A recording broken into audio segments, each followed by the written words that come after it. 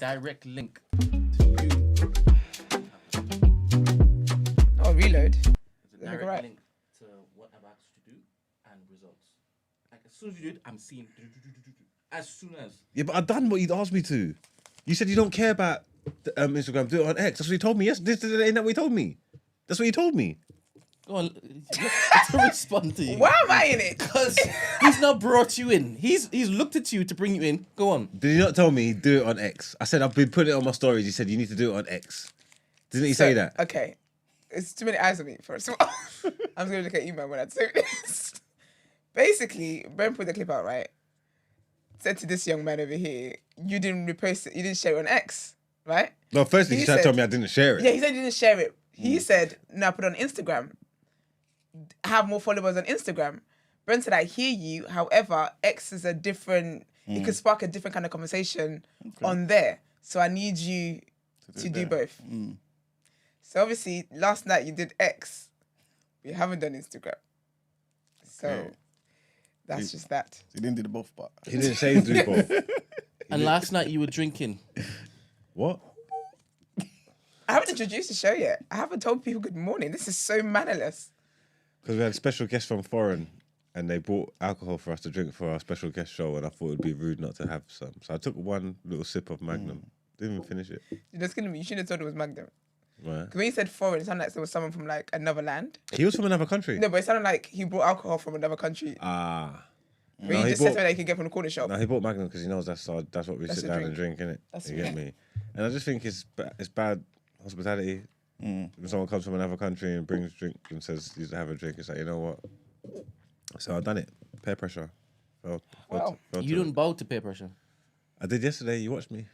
Did you watch me? Go on. Oh. Is any of this for real or is this all entertainment? I mean, everything he's saying, he snitched for real. So Snitching ass bread. snitching ass bread. I took what you said seriously. What, that I wasn't gonna drink? Yeah. And when you said it in my presence, I thought that was a call for me to step Hold in. you accountable. 100%. Yeah. That's what I thought. Because that's what I would do for me and my friends, innit? So, lo and behold, a few days in, a few Magnums on the flipping table. Lo and behold, it's so funny. And how many did you drink? One. How Just many? One, you know. Not even 5. What, you saying you should have gone in for the kill? Might as well. Okay. That's just... No, because I told you, it's just hospitality. It's just manners, isn't it? It's that East London thing. It's rude to turn down a drink. That's how I was actually raised that way. It's actually rude, disrespectful to turn down a drink and someone offers it to you. That's just how I was raised. I heard... First of all, don't bring your mum into this. Talk about that's how I was raised. I was not raised by my mum. No, but if you don't drink, yeah... I heard that the person who offered it to him was Muslim. Do you know what? What are we doing there? I don't understand. I'm not, yeah. So you're telling me a Muslim man brought you alcohol and you said the only decent thing to do is to drink it. You couldn't... Did he drink it? Yes. Did he? He drank Kitty. Stop it. So he kept- really kept just true came to tempt his- you. You He's gave like, in yes, temptation. please. Yikes.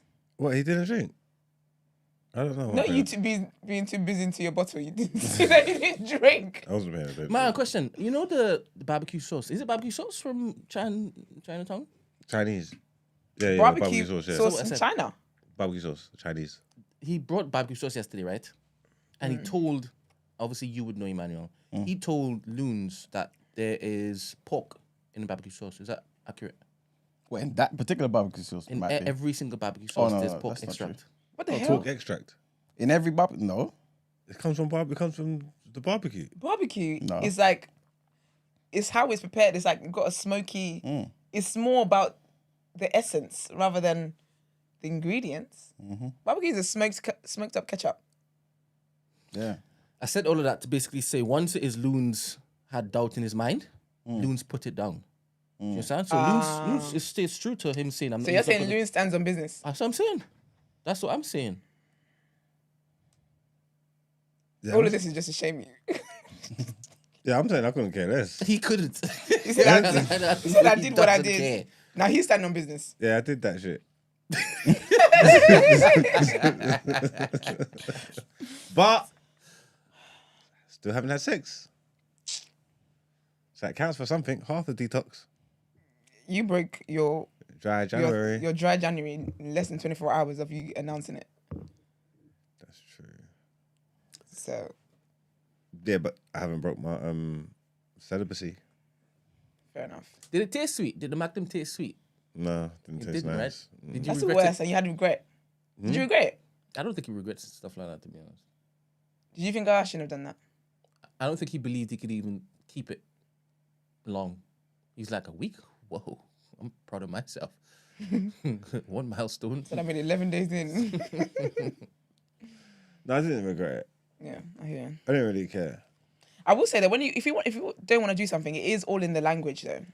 Because if you say, I think I'm going to try, you wouldn't do it. You literally have to say to yourself, it's what I'm going to do. It's them little subtle things psychologists say make a difference. But yeah. Oh, one of us is still going strong, so that's good. I mean, it's all right. It's all like, it's just, yeah, it's just, if I had like linkage and she wanted to share a bottle of wine, I would have done it. Yeah, because of what? So you're just outcome drinking would for it be? anything at this point. Mm? Fair enough. Well, good morning, guys. We haven't even greeted y'all. Good morning. It is Friday, the 12th of January. Welcome to TDA, the day after, your favorite news platform and the home of popular culture as defined by the culture. And as always, you are hosted by very interesting characters. So let's introduce ourselves. It's your boy, 6 foot plus of pure temptation. Big Marks from the east side of the bridge. Good morning, people. Why are you laughing for? Because you said princess snitch. I will continue snitching on your bum ass. Because I was so disappointed when it is that you talked yourself into drinking that. Yeah. I thought that your powers of persuasion also worked on you. It obviously didn't. And you know... Brendan's actually very disappointed. I can hear his voice. When I am so proud of you, I tell you, right? So when I'm disappointed with you, I should also tell you. That's true. Keeping it That's about consistent. balance. That's true. Hold me accountable. I hear it. Unless it's me, they'll be a bit softer when you tell me things. I'm a crier. In my head, you would already be kicking yourself anyway. Oh, 100%. I kick myself for less. I kick myself for shit I did 6 years ago. Anyways, your favourite shade queen, always my royalty.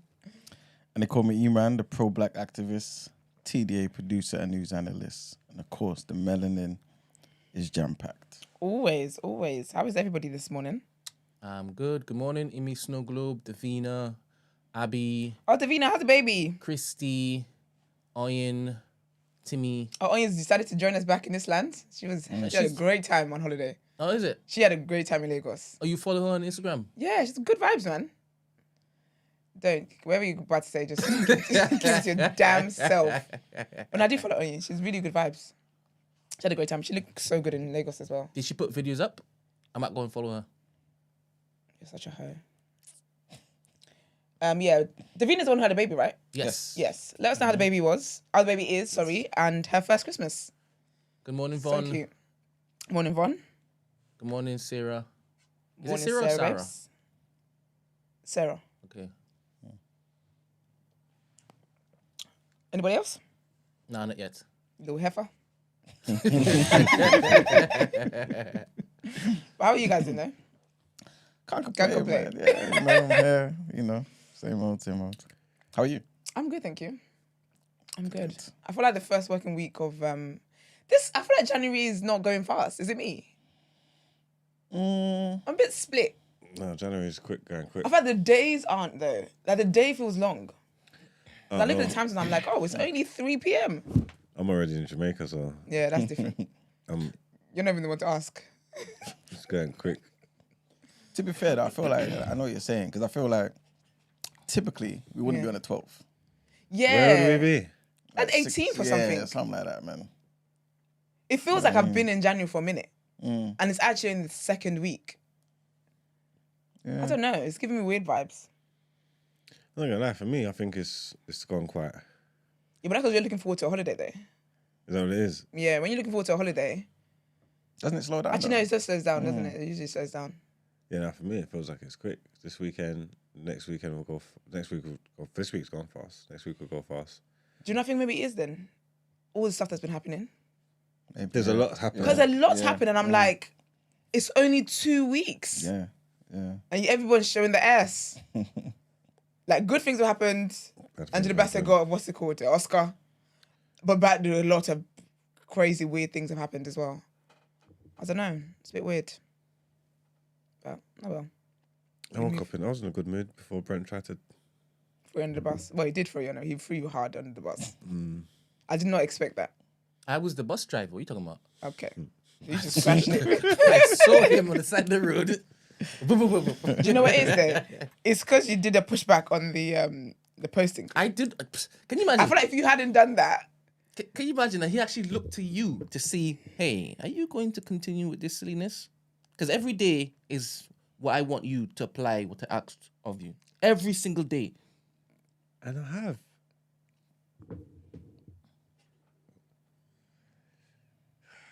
yeah. Anyway, I just saw a bit of news. I don't know if I want to report on here because I'm done with trash news for January, man. In Tokyo, Tony, I don't think I want to talk about that. What's Tokyo, Tony? You said what? So for real, it is or what? What is Black China's mum? And essentially, she's basically texting Black China's ex and sending him. Sending him what? Nude. You know, it wasn't prayer verses. She was sending him explicit content. Yeah, I'm not talking about that. Some things are really above. Like, I'm actually above certain things. I don't care how arrogant that sounds, but I'm actually above that. I'm not. I don't know if I should do this. She's a problem. She's a problem. She's not normal. She's not a normal person. She's Ko got a normal. lot. No, normal. Kono man. What? Normal. It's Oh. normal, but you say you have to say that. Accent. Yeah, Yeah. Put accent. accent on the normal. Exactly. Yeah. There's some words I don't know what it is in Yoruba. You throw a Yoruba accent in there. It's a Yoruba word. Yeah, she's not an okay person. She's not okay because I don't even think her daughter talks to her at the moment. She's not an okay person. But your mum chatting to your ex Despicable. is wild, man. Man, when you go on holiday, sorry, this is in response to your question. Her Christmas was good. The hospital made good. it very festive and gave us a box of gifts. Oh, A beautiful. gift bag donated by a charity. Very lovely. Very lovely. It's beautiful. That's amazing news, Davina. So Man, Iman, when when you he go goes on on holiday, sorry, Esther, go on. No, I said, yeah, that's what you were going to say when he goes on holiday. Oh yeah.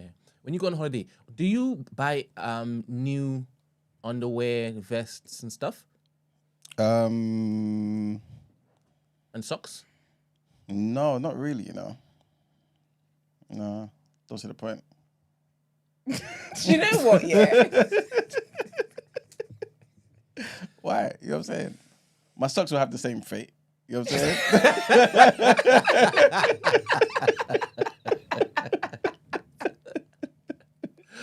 That's all the point. Yeah, the pints. I think people with a lot of money have different a different take on that. Taste. Yeah. I don't think it's got to do with money. I think it's how you want to present yourself. Maybe. To be honest, Maybe. he has a point. He has a point because there's more likelihood when you go on holiday to show different people Your what pants. you're wearing. That's Kind of holiday you people going on? Like when it's 30 degrees and the sun's shining, it hits different. So when you're wearing that white stuff, it's got to be brilliant white. You get what I'm trying to say? Like it can't have the tinge to it. You know, I'll be washing my own clothes. I'll be washing my own clothes. I'll be mashing up my whites and things. They're Oh done. my gosh. So if I got a vest on or boxers or even them sports socks or a t-shirt, I want it to be bright white, brilliant. You get what I'm trying to say? And for that effect, it needs to be fresh. Because it's just like, Are the boxes though like briefs? Because if I was to hypothetically, of course, I don't want to see a man take his clothes off and he's wearing Homer Simpson's type pants, no, they're just plain grown man. boxers, Mm. but like the tight kind of boxers, not them loosey ones. No, not the loose shirts. no. Okay, Not them the loose loose ones are checkered wild. ones. Checkered one. I feel like that would be low for me. That would be a low point. It's crazy. Them baggy boxers. That would be a low. If I ever got with a guy and that is what's revealed, I I'm at my lowest. I think men are still moving like that, especially older men as well. Yeah. They like the checkered thing with the Loose. you Dick said just the swinging. cauliflower by the, like the puff up by the top of the waistband. Yeah. No, I only wear trunks. Okay, fair enough. You get me? Fair enough. But I think they need to be fresh. Because do you buy fresh clothes for holiday or do you? Yeah. Depends. Yeah. Sometimes. Sometimes I've got like new stuff I haven't worn. But I would see stuff and buy it for a holiday that I haven't booked yet. If that makes sense. Yeah, exactly. Yeah. See, that's what I'm saying. So it works. It works both ways. All my Western thing, I want them to be. I'm on holiday. I want them to be. How do men pack underwear for holidays though? Do you pack like 2 per day? Because the way women pack underwear is so funny. Like we've been going for 4 days and pack 20 on account of just in case. Just in case what? I don't know. I don't know why women do that. No, I only need one for the day because during the day I wear swim shorts, innit? Oh yeah. So Yeah, I don't know why women pack like that. If I was going to my friends overnight, I'm taking like 3 with me. I know it makes no sense, but women just, I don't know why, we just always just pack bare underwear. yeah, but gal be changing their knickers sometimes. What? Just because it's 5 o'clock. Yeah. Yeah. What? do you mean, yeah. Why? Yeah. Yeah, but don't your Throughout the day don't your and that. secrete stuff. So it makes sense that you'll Yeah. double up or triple guess. up or quadruple up. Come on, man. That wasn't the reason why the girls do it though, but I guess. 12 o'clock, should. Diet Coke break. I said it should. Diet Coke I break. understand it. You're an idiot. I understand it. Certain gal walk around on 10 all the time. Their things just turn up. The platypus thing, yeah. So, and they're saying, right, you know what? Let me just change up. Let me just change out. Let me just change out my joint. The man ain't changed out their joint. I never should have asked that question. I'm just feeling platypus. I should never ask. I should have just never asked. That must be actually mad though. That concept. Like women, that's a different drama. You just been walking around minding your business, and your thing's just moist. You just say, no, you know what? Let me switch this up. Do you know what? Let's get into headlines. I'm not doing this anymore. It's Gina when I need her. I've never been more aware of being the only woman in the room my whole life. All right, headlines ASAP, please. Thank you.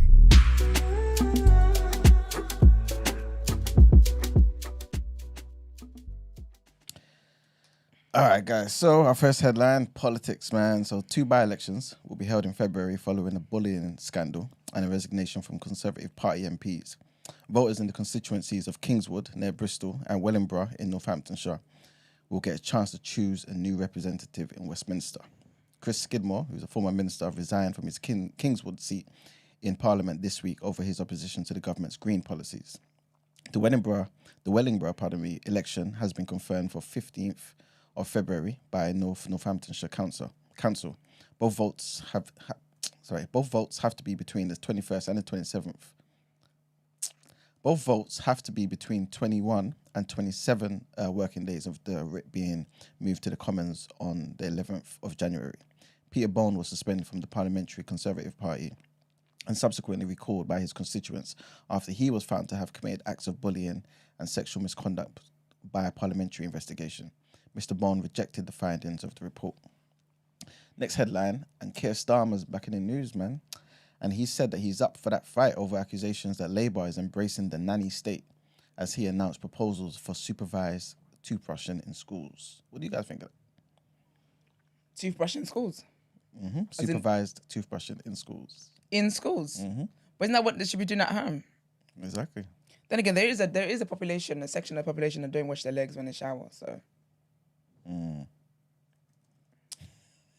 I guess so. Some don't go in the shower though. That is true. They have baths and they share the bath water. You see what I'm saying? Just so weird that you said that, because this morning I was literally thinking about a certain class I was in, and there was a girl who sat next to me who didn't smell nice, and I remembered it was actually distracting me from learning. And I actually had to talk to the teacher about it. I was like someone's got to have a word with her, and I just didn't see why she'd be me. Like it just, and I started thinking, But then I started thinking about how, like, in Nigeria, for example, well, not for example, it is facts. They take hygiene so seriously. It's interesting though, because the BO that resides there is a different variant. Oh, it's a different variant. What was the thing called? Is it COVID variants, right? Yeah. Yeah, it's a different strain. It will get your eyes tearing up. Very tangy.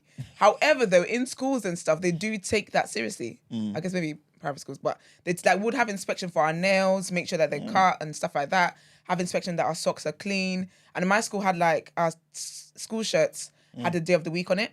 Okay. So Monday you'd have to wear Monday, and obviously your uniform has to be ironed as well. Your hair has to be neat. Yep. And I was thinking, you don't do that here. So it's interesting that they want that, because I remember that was wild to me. I never experienced such. And I had to talk to the teacher. I was like, yeah, respectfully, I'm going to have to move because I feel bad. Yeah. And she was such a lovely girl. But I think it was just a family thing. So maybe they should be brushing their teeth they had to tell people to sing happy birthday, to wash their hands when COVID happened. So they do need to. Maybe they needed to do that.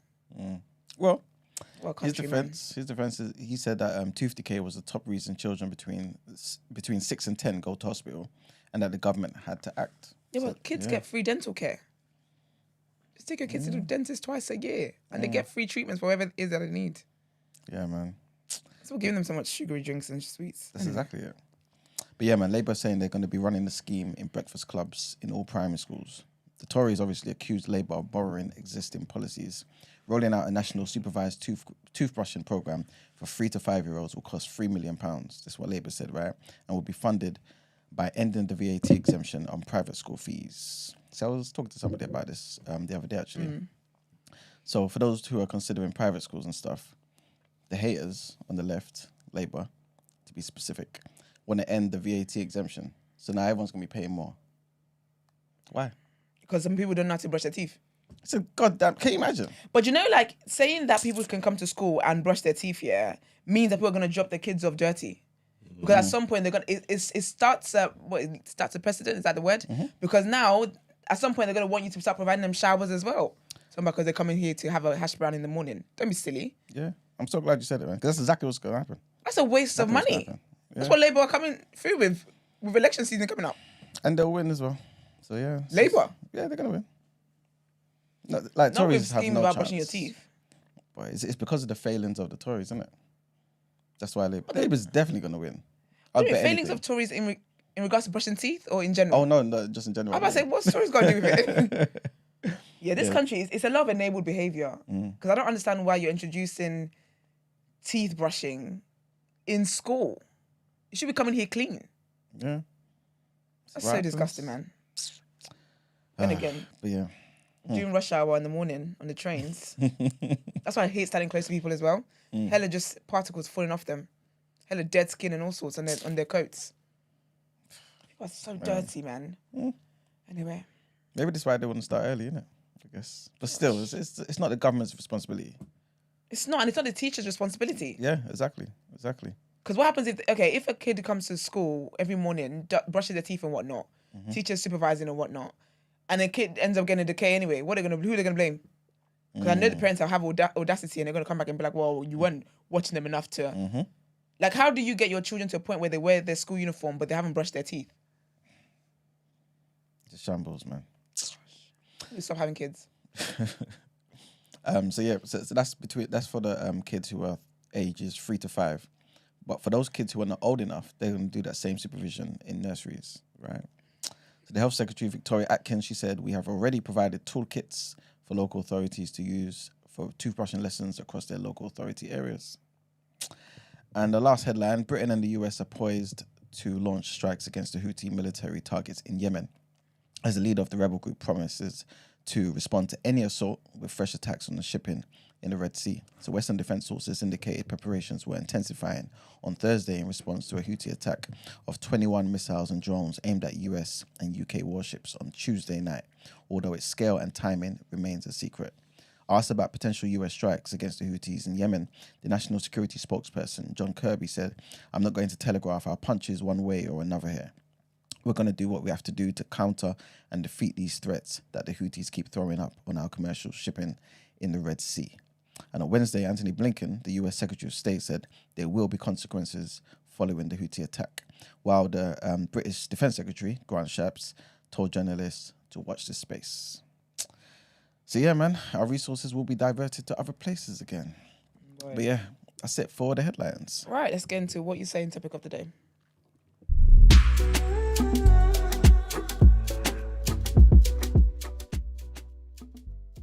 You definitely do. Boy. I don't know how you're going to navigate Let's that, not say a damn thing. It's funny that Brett is completely silent. No, because that's not even that's not a stalker. That's harassment. I do have like a couple though. Stalkers. Crazy Stalkers? mother effers. Yeah, crazy mother effers. I'll tell you guys. Fair. No, during the slides. Oh yeah, of course. Okay. Yeah. We're gonna take some bits in the drags to the end of the show. Alright, fair. All right, so today's topic of the day, yeah. This was sent to me by Isaac. Big up Isaac, man. Big up Isaac. And I want Brent to play the clip first so that you guys can see everything, hear everything in context. And obviously I want us to attack it from, the different angles that the doctor basically presents. So if you don't mind, Brent, please play the link. Okay. And the reason why I asked that question just now is because I saw something on X. Oh yeah, the where- guy. Yeah, the guy was there saying that somebody left something on his car. Accusation.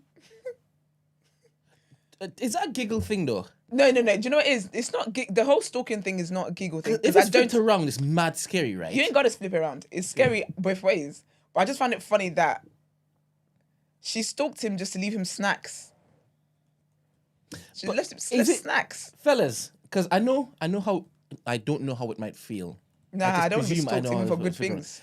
Fellas though, right? Should I play the video and then ask them? Yeah. Yeah, let me play the video and then ask y'all because I want y'all to basically feedback on this. Because when I'm watching this, I'm feeling particularly weird because I have a couple. Do you Do you understand? know what's mad? I didn't even watch it, Oh, you didn't watch it? You didn't want to get triggered? Sometimes I just can't be bothered, Brent. So I just didn't. But I'll watch it now, obviously, because I'm here.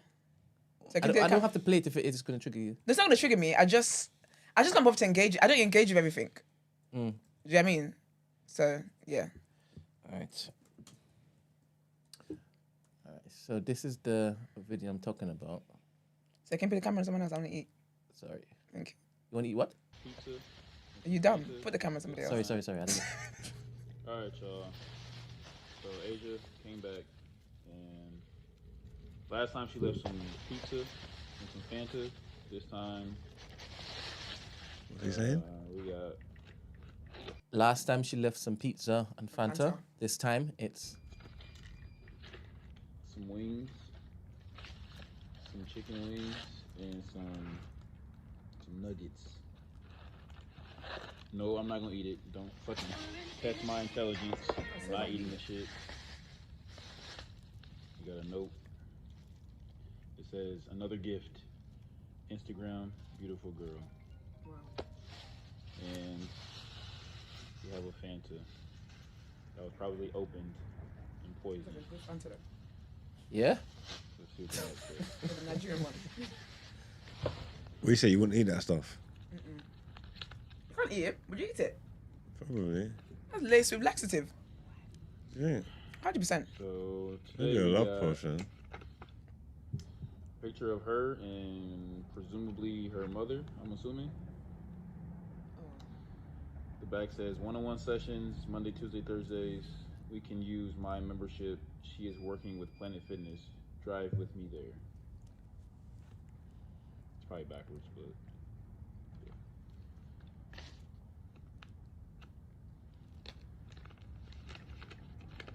yeah. And then we got a cutout newspaper, Planet Fitness coupon.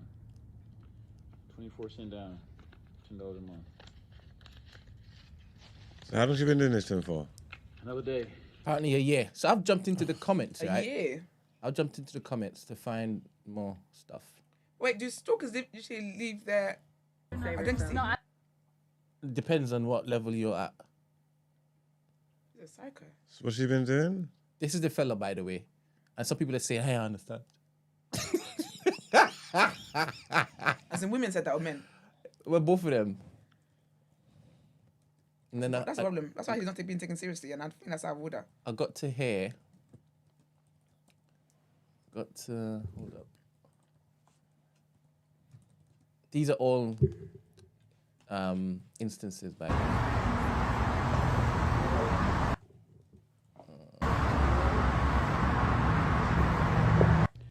All right. Stop coming up here and harassing him. I get cash. What are you talking about? You look stupid. How do I look stupid? I don't even know your name. You don't need to. What's You're your the name king. then? Oh no. You don't got a name now? So that's a You stalker. don't know what I Yeah. paid for, baby. Don't go through my credit cards and my debit cards. You don't know what I do.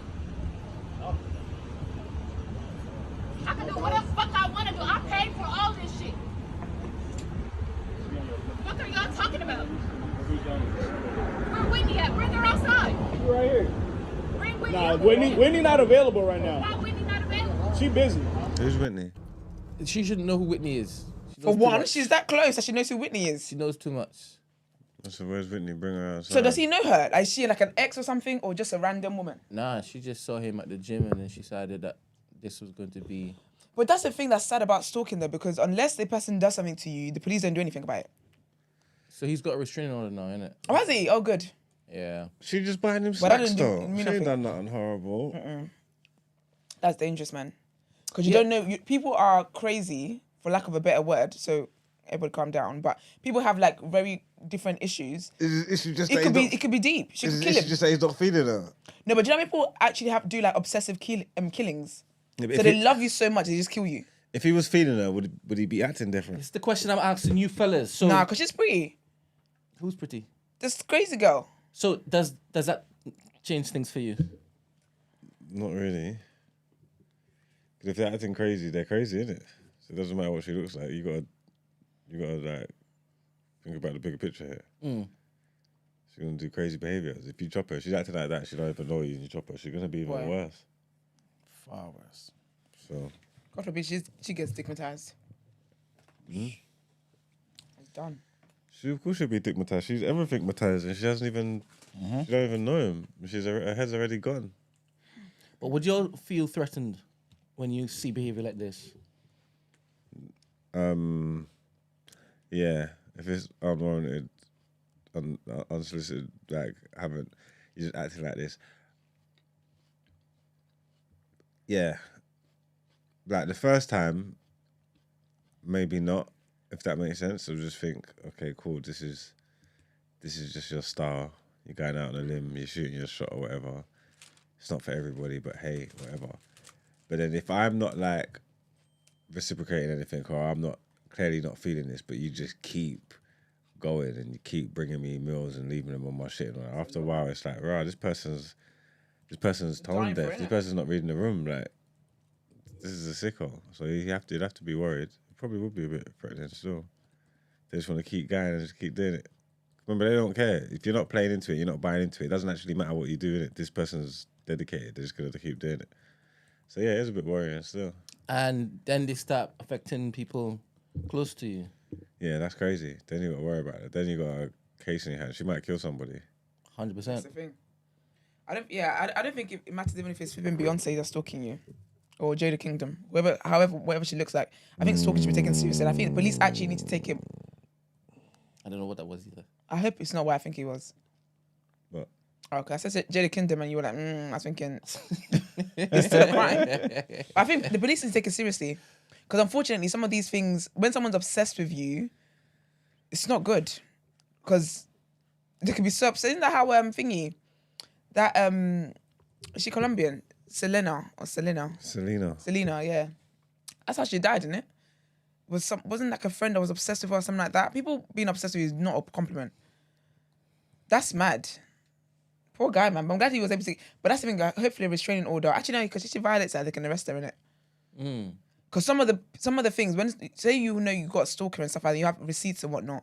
The police actually say, well, unless they actually do something to you physically, they can't do anything about it. And it's like, what do you mean? I told you guys that. I told you guys about the story of the girl in America. And she kept reporting it, saying this guy he was outside her window, whatever. Nope. It was until she shot him one time. because she had to get a gun. She had to like do things that was not in her natural to protect herself because the police were not taking it seriously, and she managed to shoot him. And even then, the police came and they couldn't find the guy after that because they just couldn't find him because he hid and whatever else. But that's how mad it can get. It can literally go very extreme. I don't think people should take it seriously lightly at all. Even if you just get some chicken wings and whatnot. Nope. Anyway, what's a good day about today? Yes, Spence. Play the clip, yeah? Mm-hmm. Can you imagine in the mic? No, I can't hear that.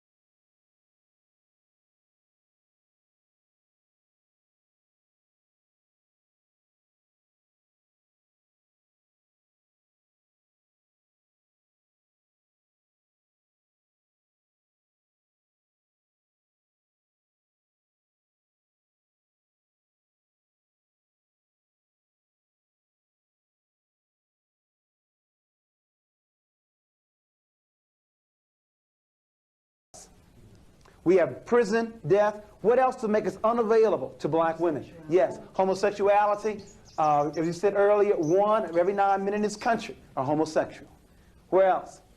Yes. Hospitalized, institutionalized. Okay, so institutionalization, and there's not only in terms of hospitals, but also mental institutions, and of course, when they get released, many times being homeless. There's still one other large popular area. Thimby? They marry white women. Okay, interracial marriages. Now I want to pause there for a moment, because you would think if anybody is going to marry outside the race, it would be black women. You got 2 black women for every 1 black man. But as Thimby pointed out, it's exactly the opposite. There are 164,000 interracial marriages, of which 116,000 are brothers. That means 48,000 sisters. It's almost a 2-to-1 ratio of black men to black women marrying outside the race. But remember, as you said in the earlier workshop, if the definition of beauty is light skin, long hair, and blue eyes, why stop with Renee, the light-skinned sister? Why not get you the real thing? Got some serious problems here. And then black men tell me, I can't find a black woman to understand me. You mean out of 20 million black women, you can't find one to understand you? You don't need a white woman, you need a psychiatrist. All right. What the hell is that? Those to unpack. Firstly, yeah, just on the surface, what were your thoughts? I didn't like the way he was wheeling them stats off. Yeah. Right. The way he was wheeling them stats off, maybe he's got too much swag, but they didn't seem official. Like, Yeah, I don't know. He was just the way he was just hitting them. Whenever we're offloading a lot of stats, I just have to. It's easy to throw out because Dr. Umar does that sometimes too. It's easy to throw out so many numbers to try and make your argument, whatever argument you're trying to make. And so because you're moving at that pace, you're not giving people breathing space to actually think about what it is that you're saying. You're just throwing stats at them and making your points, and you're thinking you ate. Debatable. Well, the stats today will be slightly different to this, innit? Was that actually 1987? Yeah, I believe so, yeah. Oh, so you I said thought it was a TikToker. You said this has been going on. No. Is that? Been doing this for decades. I thought he was a TikToker that was No. doing a skit. No, not at all. And he dressed them all up in 1987 gowns. You know the TikTokers that are investing in their craft now. Come on. Okay. So yeah, what's your thoughts? I guess you know what? Let's start here. Obviously, we're gonna get into it, right? But do you feel like there is a real conspiracy to destroy black men by destroying the black boy? I guess. Are the conspiracy that he said, the things that he pointed out, the jail? Yes. Like these are the facts. This is what's actually happening, right? Is this coincidental? Basically, this is what he's trying to say. Is there something behind this? Do you know where he was that he lost me though? Where? When he brought up gay as being one of the reasons. Okay. How does that destroy the black boy when the black boy, that's the sexual orientation? It's more so, I think he's talking about the lack of available black men. So he's basically saying, don't start at the men part, start at the boy part. Look at all these issues that affect black boys, you know what I'm saying? Be it schooling or whatever it may be. Okay. And just the fact that you've got gay men is another section where women won't They're have. unavailable. Yeah, Okay. exactly. I do believe that because I've always said anyway that I think that the way black boys are raised can be a bit harmful. In terms of them, like, I don't feel like they're raised... To be fair, I get similar to women, they're raised for a purpose. Because women are raised to be homemakers, mothers, and whatever else. And obviously men are raised to be like breadwinners and be head of the household and stuff like that. And I just personally think the way both genders are raised is toxic anyway. So yeah, I would say with black boys, yeah. And I think also when I think back to slavery, I feel like there has been an intentional thing about breaking like black men mentally. 100%. So I would say yeah, man. Okay. Marks? Okay. No, I was just reading, sorry. Yeah, no, I think there's something to it. I think there's something to it. I think there's some type of agenda. You get me? They've been trying to take out the black man from the beginning of time anyway. You get me? What did he say? There was Some of the reasons, yeah. So prison, there's a huge percentage in prison. Death as well, so homicide, bad diet, smoking, lung cancer was the biggest at that time. Obviously people being gay, stuff like that. Mental institutions as well. Some people, just the struggles of life and just not being there mentally to actually take on the responsibility of being a black man in a stable household or even wanting that. And obviously there's a chunk that also don't want black women or, to be nice to those people, prefer something else, you know what I'm saying? Or end up, love led them down that path. Is it fair to say the only ones of them that are true would be the incarceration rates? Okay. Because obviously what they did to black men in prisons and that. All the other ones will kind of be for any race. Or, well, interracially, the numbers are there that more black men marry interracially than white men, innit? So, okay, maybe that one too. So what about death though? What about, stuff like homicide in our communities? Certain things occurring and also bad diets as well. Obviously, our socioeconomic status will be such where the majority of us may not have access to the best of foods. We talk about this all the time, you know what I'm saying? What about education? Not even knowing about yourself. You don't know who you are, how the hell you're going to behave in the outside world and navigate life. So all of those things, because there's no concerted effort to actually educate and uplift and, you know what I'm saying, the children, black children or black men who should be the leaders of any household, couldn't one say that that's actual something that's done on purpose? I don't know. Okay. I don't know, especially with the schooling aspect, because other people of color or that poor people with the class system will still be affected by them same educational things. I don't know if you could. But would you be affected in the same way? Because, all right, put it this way. I know this may not be the best example, but we can all go to a school and say, you know what, we want to be doing something nice for the people. Guys, let's provide milk for all these kids in class, right? So they can have cereals and things of that nature. Parents, all we want you to do is provide your child's favorite cereal, right? And on the surface, this may look like the best thing in the world, right? But because we don't give a damn about the fact that most black people are lactose intolerant, the same milk that looks on the surface like, oh, we're doing something good for everybody, same thing that affects every child, mixed diversity, all them type of things there, really is upsetting the stomach of those kids, messing up their attention span, all them, you know what I'm saying? So there's certain things that we say is an umbrella thing that should affect every child equally, but because we're different fundamentally. Are black people more lactose intolerant than other people? 100%. That's a fact. Is it? Yeah. That a vegan fact or? No, it's a real fact. Is it? Brent, But don't they say Yes, that's accurate. don't they say humans are supposed to be lactose intolerant anyway? Like all humans. Yeah, I heard. no, but more so if Africa, like, sorry, go on, Brent. Yes, it's more common within black people, Africans. Remember, yeah, sorry, go on. What's the reason behind that? I'm saying. I'll add it. Okay.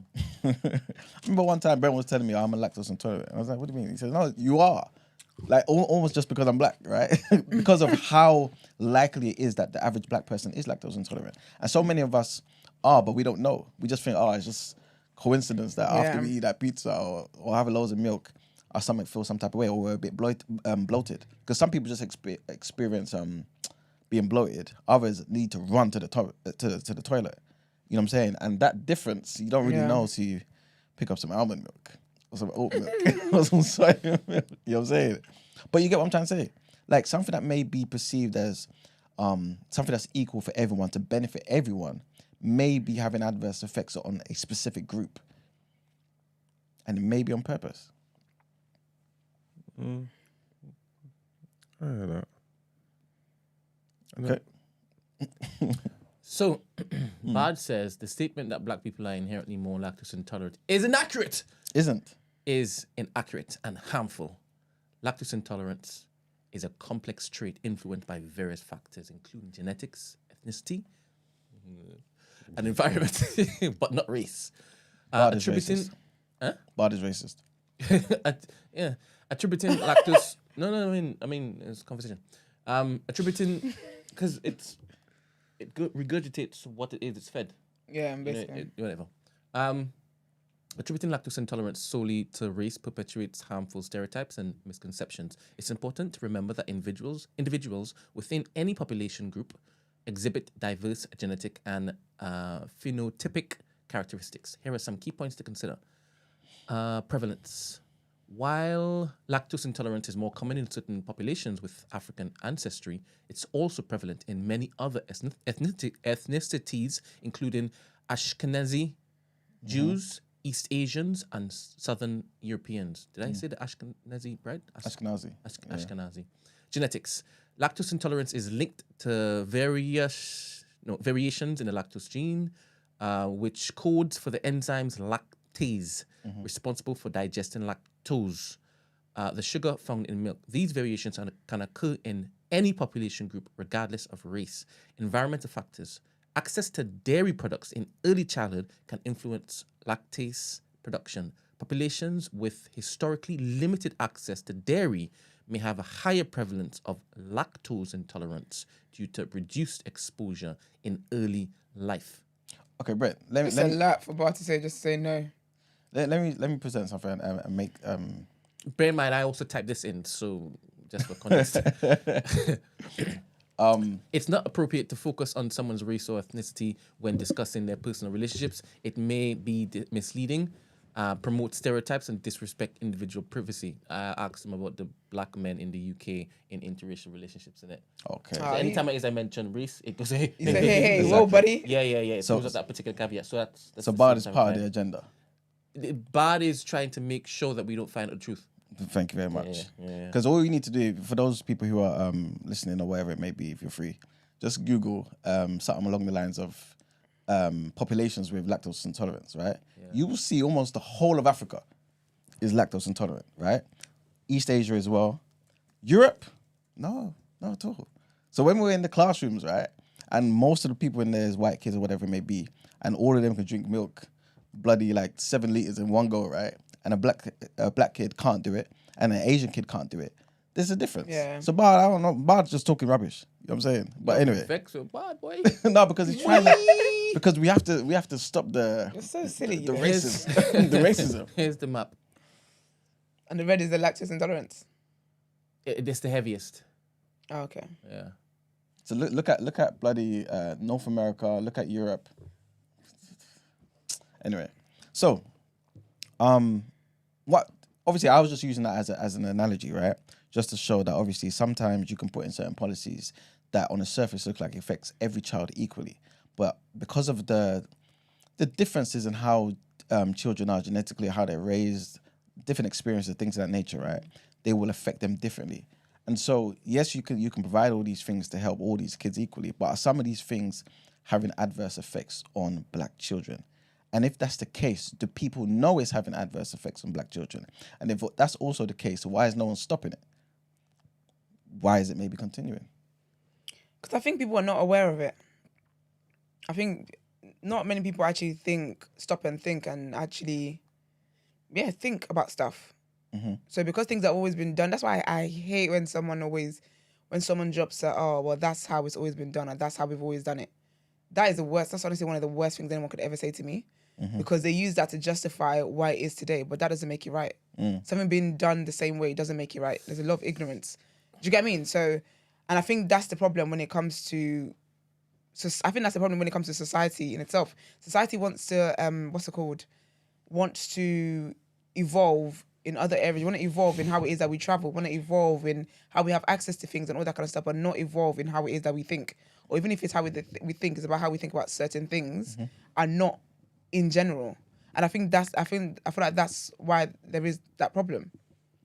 So, and unfortunately, there are other factors, of course, that play a part in why it is that people might not have time to deep. If you're someone from like an area with poverty and you're dealing with that situation, are you really going to have time to think about how it is that you raise your children to maybe talk about their feelings or try and understand them more? You're not going to, you're just going to do what you think has worked with your previous generations, even though you're in the situation you're in, and you're just going to carry that on. So unfortunately, I think what it comes down to is people not being intentional and not thinking and reflecting on these things.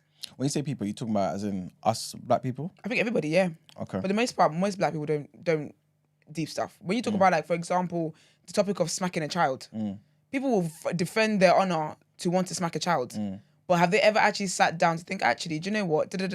Not saying, well, actually, I don't really believe in smacking kids anyway, but there's different reasons why one wouldn't be for that. But people are like, well, you know, that's how it's always been done, so it's fine. Is it though? Because that would land on different kids. Do you know what I mean? A lot of people don't think about how, even if in one household, each child is different. Each child has a different need.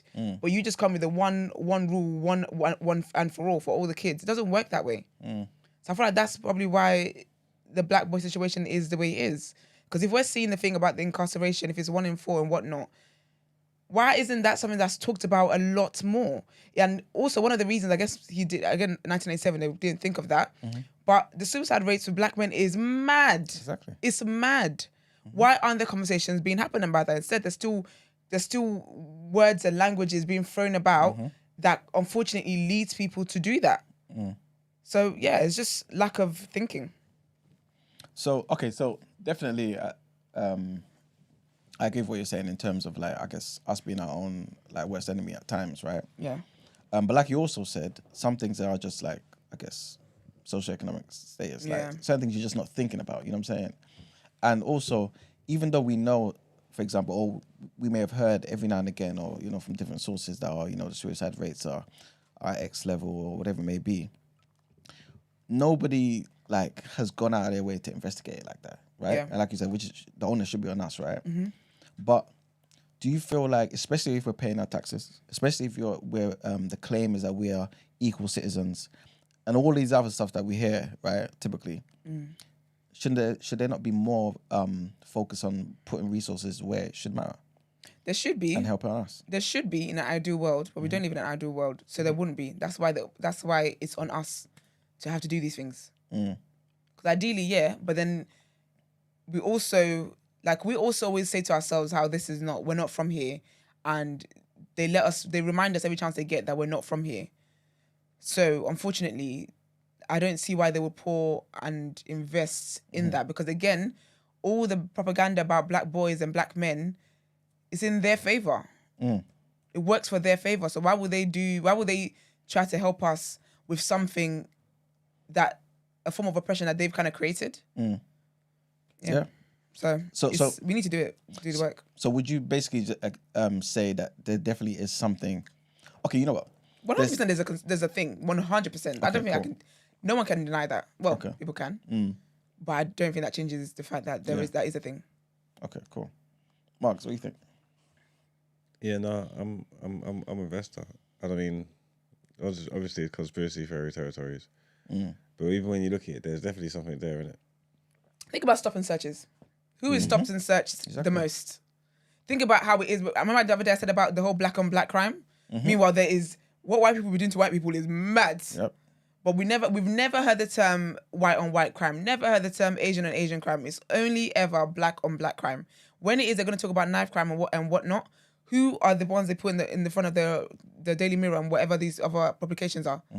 It'll be black people. And that's just because they just want to highlight it, because typically most crimes take place within their own races and their own communities. Like, there's not a lot of like obviously there's racially motivated crimes or whatever, but for the most part, when you're just talking about typically like humans doing their things, they stay within their own race. Yeah, they stay within their own race and within their own circles. So it's the fact that you feel the need to highlight the black on black crime is just speaks to your agenda, innit? Because even in things like where it's a race crime, that officially should actually be called a hate crime. But they'll do whatever they can to avoid calling it what it is. Some of the things as well, some of the crimes people commit in this country, if we go by the literal definition of what terrorism is, it is an act of terrorism. But depending on who's on the other side of it, they're not really going to say that. Yeah. Seeing as you're a historian, maybe you and Emmanuel, gang life, right? Remember the East End gangs and stuff? Some of the names, obviously, you would know because you watch some of these documentaries and whatnot. Cray Twins and them ones there, right? When you come into London, are there any like white gangs that are like they're natives as opposed to the immigrants, and they've formed the community to protect their community, and it's now packaged differently now? Well, when you talk about them crazy on in East London, they're natives. Is it still happening like that in London? I could understand the countryside and whatnot. I guess you just have to be in that world to know. But yeah, because people are from where they're from, innit? So the lines are always going to still be drawn, innit? And they congregate where they congregate. So I'm guessing they're still there. You just got to be in that world. Who are still there? The gangs that's been there the whole time, innit?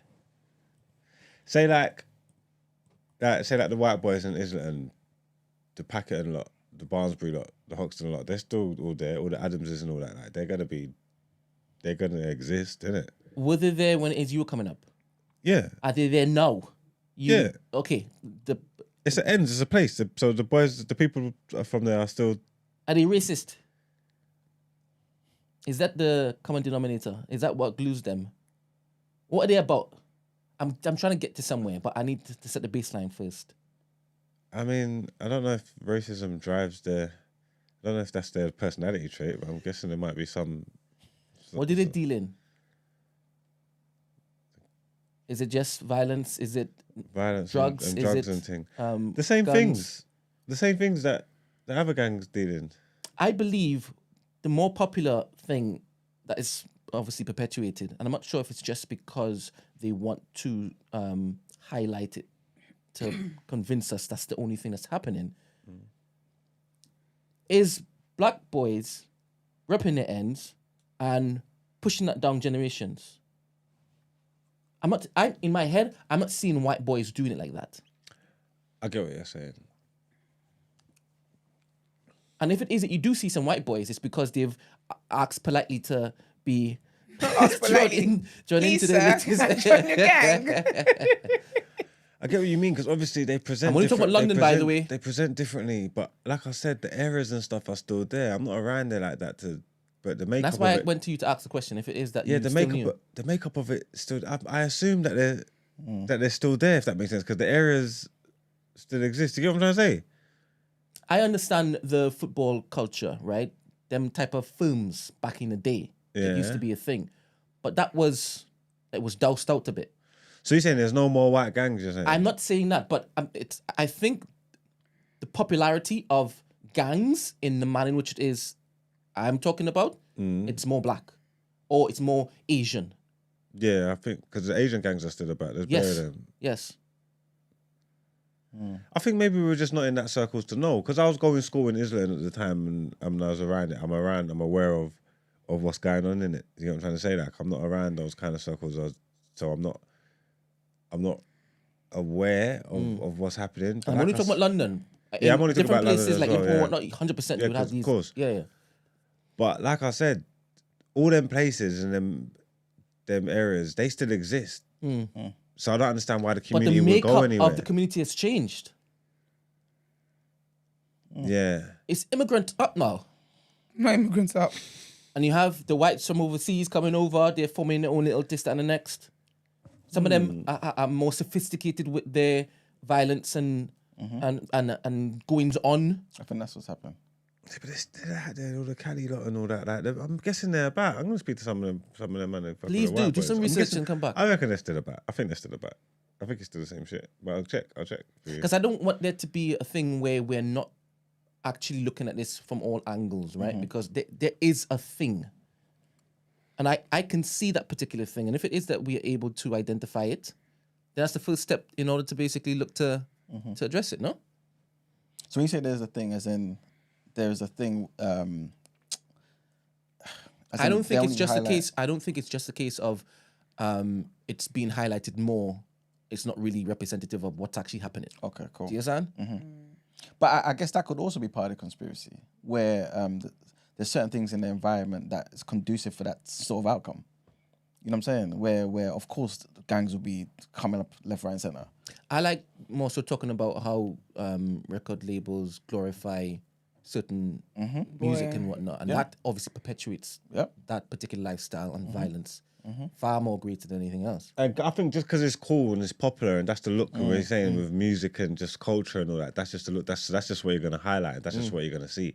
But I think like with anything, like there's undertones to anything. And it's just obviously like you're saying, that's at the forefront, isn't it? So that's just where our attention's at. But they're not moving because everybody's still there. Like the Turkish gangs are still there. Like Immigrants, the Albanian youths are still there. I said it's the immigrants. No, but that's what I was going to say. So what makes you think? I'm talking about the natives.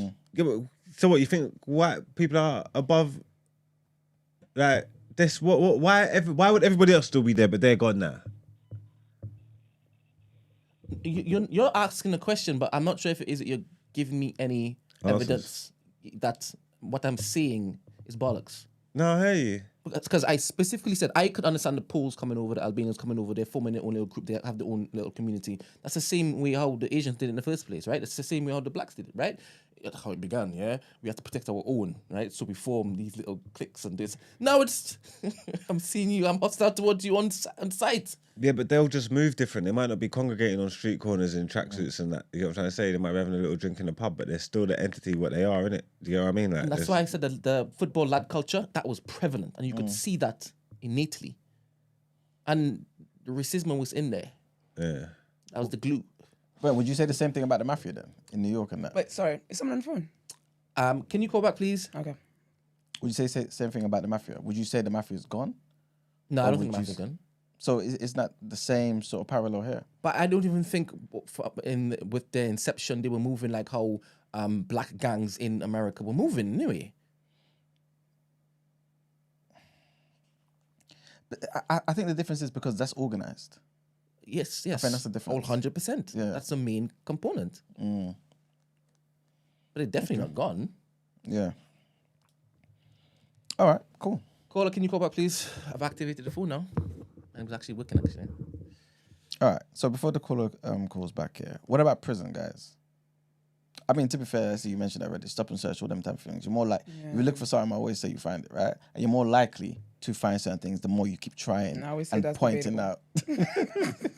And pointing out like certain groups, you know what I'm saying? Yeah. You know what I mean? So, and obviously when the sentencing is harsher on black people as well, more likely to be in prison. You know what I'm saying? More likely to have those effects of prison life in the real life, outside world when you come out. You know what I'm saying? So that's there. Is anyone denying the prison thing? Nope. No. Cool. No.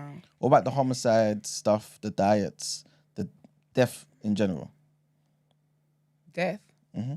By So what? as in we're losing a lot of black, like, available men because of death. So homicides, it could be bad diet, smoking, it could be a lot of these just things are just lifestyle. a lot of things I see as socioeconomic Yeah. issues. Because again, your diet will be about what it is that you can afford, and I guess the knowledge that you have and stuff like that. And even like when it comes, I was talking about the whole black men getting their prostates and stuff checked. That's not something that we really do. Yeah.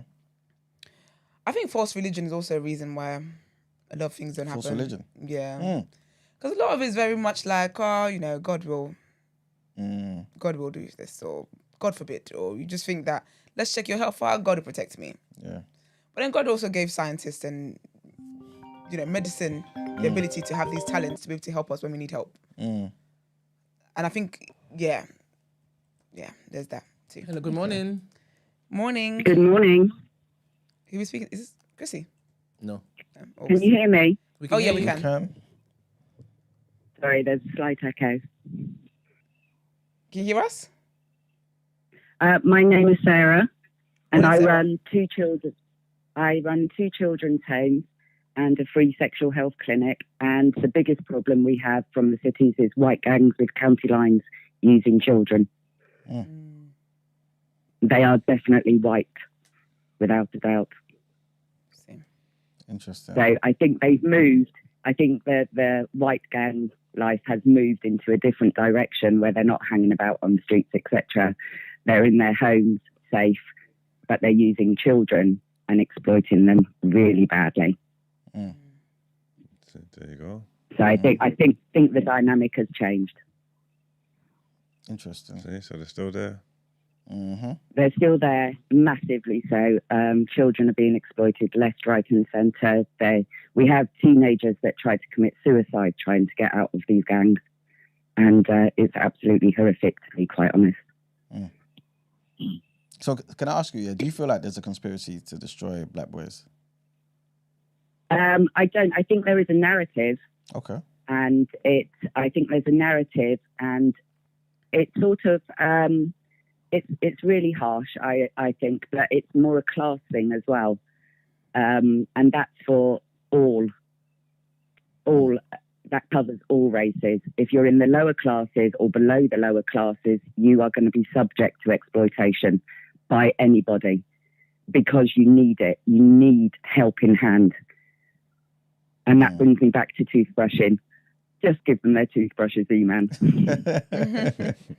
Thank you for calling up, by the way. Don't go yet. I do want to ask you, yeah? Okay. Please. Yes. Don't go yet. Okay. I do want to ask you, yeah. Obviously, that's your opinion, right? There is no real conspiracy. It's more so just a socioeconomic thing, right? And a class thing. But do you feel like other races have the same problems where they sit back and say, wait a minute, there's not enough Bangladeshi men that's available for Bangladeshi women. There's not enough Pakistani men. There's not enough Asian men. There's not enough, you know what I'm saying, like Jewish boys and whatever it may be. Like, well, I'm Jewish, okay, and I'm separated, I would say that do you know what? You love who you love, and you fall in love with who you love, and whether they be white, black, Asian, whatever colour they are, just be happy. And if you live in that narrative of what you perceive, then that's all you will see. Look outside of that and just like who you like. Is that an easy way of viewing things though? Because like you, is that just like an easy way of viewing things though? Because like you said, right, based on your experience and the type of work you do, you can see certain things clearly for what it is. You're not trying to put like a particular sort of lens over your eyes to maybe see the world in a better way. You see it as, well, these particular gangs are more prevalent and this is what they do. So when we step back and see the world and say, wait a minute, this particular demographic are more likely to go to prison, more likely to be homeless, more likely to start uni and not finish. Like, surely that's not something that we're kind of fabricating. That's something that's real life. And if that's real life and it's not being fixed... It is real life, but... Is it like something that's spontaneous or coincidental or what? I think it's a vicious circle. I can tell you now that some of the children that come through my children's home have been abused sexually. They've been exploited by gangs. They've been I've got a child at the moment who I've only had for 9 weeks, who's got cigarette burns all over her. Her mother was a prostitute and she was sold. She is white to pay for her mother's crack habit.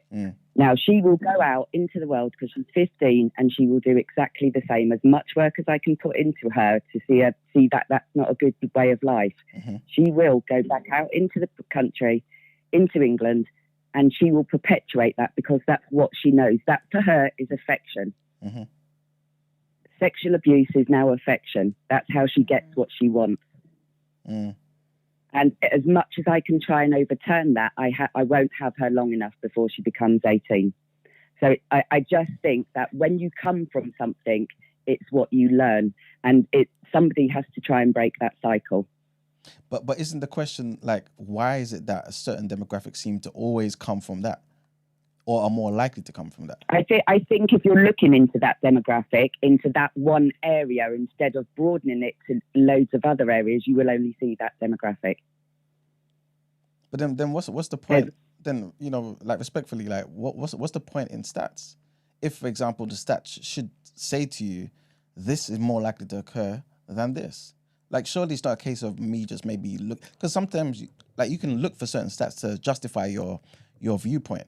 But if they're not there to support it, then surely you have to just throw away that idea. But if those stats are there to support it, then it's just real. I think that, yeah, it is real, and it's real in the area that you're looking at. Okay. So it is real in the area that you're looking at in that from a black perspective, as a black way that they're living in London.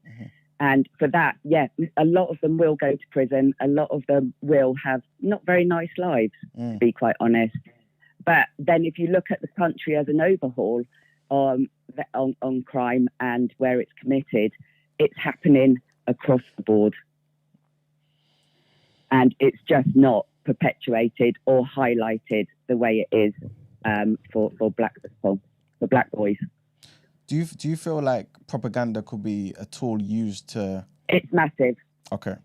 It's huge. It's used, and it's used wrongly, because there are problems all over the country and it is pinpointed to certain demographics, and that's wrong in every level. Because then, to be quite honest, the worst thing about it is that then the funding doesn't go anywhere else, or the help doesn't go equally amongst everybody. And the negative sides against young black boys is horrible. It's disgusting.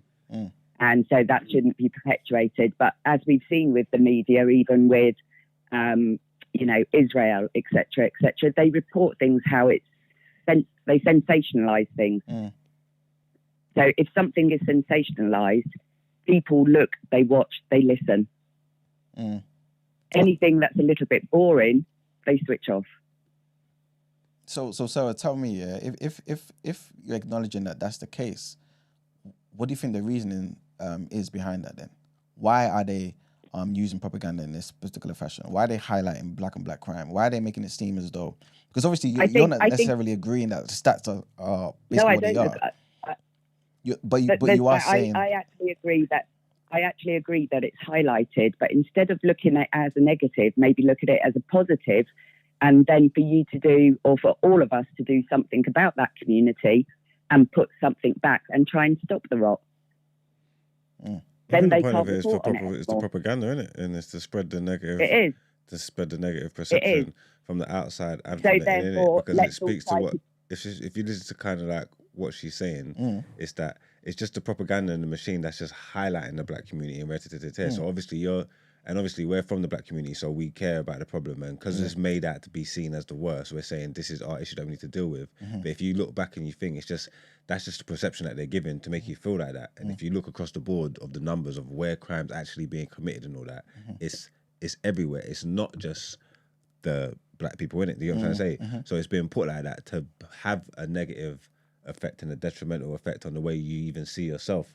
But isn't that basically also what I'm saying? So even if you don't acknowledge, even if you don't believe, right, that the stats are supporting the argument that there's a conspiracy in those particular areas to destroy black boys, surely you agree that the propaganda tool is there also to destroy black boys? Because you can say to me... one of the two is true, isn't it? Exactly. So the conspiracy is there regardless, because that means you're saying to me, oh, you know what, your house is the worst house on the street, right? When really it's not. When really it's not. But also, there's no tools to help you to fix your house. So what is that particular person going to think? Know, that's what I'm saying is that if instead of perpetuating what is the narrative, what is the propaganda, let's change it. Let's try and do something to change that. Help in the community. I mean, I don't know what you do to help in your community and try and stop these type of things. But unless you actually start trying to help at grassroots, create a football team, get the kids off the streets, let's help them. I've got a little girl who's 11 that I allowed to have 6 cigarettes a day. And that sounds wrong on every level. But when she came to me, she smoked. Yeah. Because her parents had let her. They're both now in prison. If I didn't let her have her cigarettes, 6 cigarettes a day, that's the thing we've come to, the agreement. She ran away, and she completely ran away, I mean gone, and she went to the nearest pub to offer sexual favours. So which is the bigger danger? These children need help, and unless we start helping them and changing the narrative as adults who aren't in that situation, then the propaganda can continue. And it's unfair and it's unjust, but we need to change the narrative and break that cycle. Yeah, I hear you. Thank you very much for calling up, Sarah, man. They can't report on it. They can't report on it if it's not there anymore. 100%. I hear you. Thank you very much for calling. Thanks, Sarah. No problem. Thank you. Bye-bye. Thank you. And you. Bye. So, yes. That's obviously one perspective, right? That Sarah holds. And I think some people in the chat also believe that more emphasis is on the narrative and not necessarily that narrative is actually true. Me personally, I think a lot of the narrative is true. You know what I'm saying? And also the fact that, you know, the narrative also. I think it's probably a blend of both, innit? There's things like the incarceration numbers and stuff like that. There's things that you can't deny that are true. There's also, like I'm saying, that the stuff about the narrative, I think is definitely true. You get me? Like with the black on black crime, or with the gangs and stuff like that, and just with the violence and the way that it's reported, you'd think it's just a black problem, innit? Yeah. And that's just not true. You get me? I think when Amani came on, and he had that film that he was promoting, the end of the film kind of showed us who's in charge of the boys that were going out and doing the business. And it was a white guy. So that speaks to what it is that she had said at the top of the call, right? They've got the resources, and they're bringing in all these willing participants in the hood. And that comes back to the whole grooming stuff that we were discussing all that while ago. But I'm not sure how that plays into the whole conversation that we were talking about with the gangs. I understand the drug stuff. Yeah. But the violence is a bit different, right? I know sometimes they go hand in hand. But sometimes drugs and violence go hand in hand for me personally.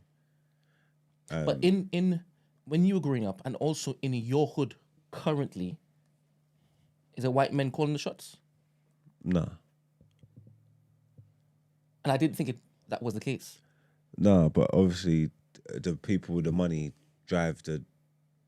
Money drives everything. The people with the money drive everything, and a lot of people's plugs are not black men, if that makes sense. 100%, but... So it's still... It's not the same... It's not the same, but it's still... I'm sorry. Maybe I am responsible for causing confusion in your head. I gave an example of how it used to be. I mentioned Korea twins and all that particular thing, this, that, and the next. And I've said once now the immigrants have come in and they are forming communities. And some people say that the whole gang life started because they were protecting their own, right? And now I'm protecting just this particular hood, this particular estate. When you're talking about trade, when you're talking about business, one person has one thing, one group wants that, and they have to barter. That's a business transaction, right? I have the goods, right? I'm going to anybody who wants to buy these goods. In this community, they're black. This community, they're Asian. This community, they're white. But I have this thing that they want.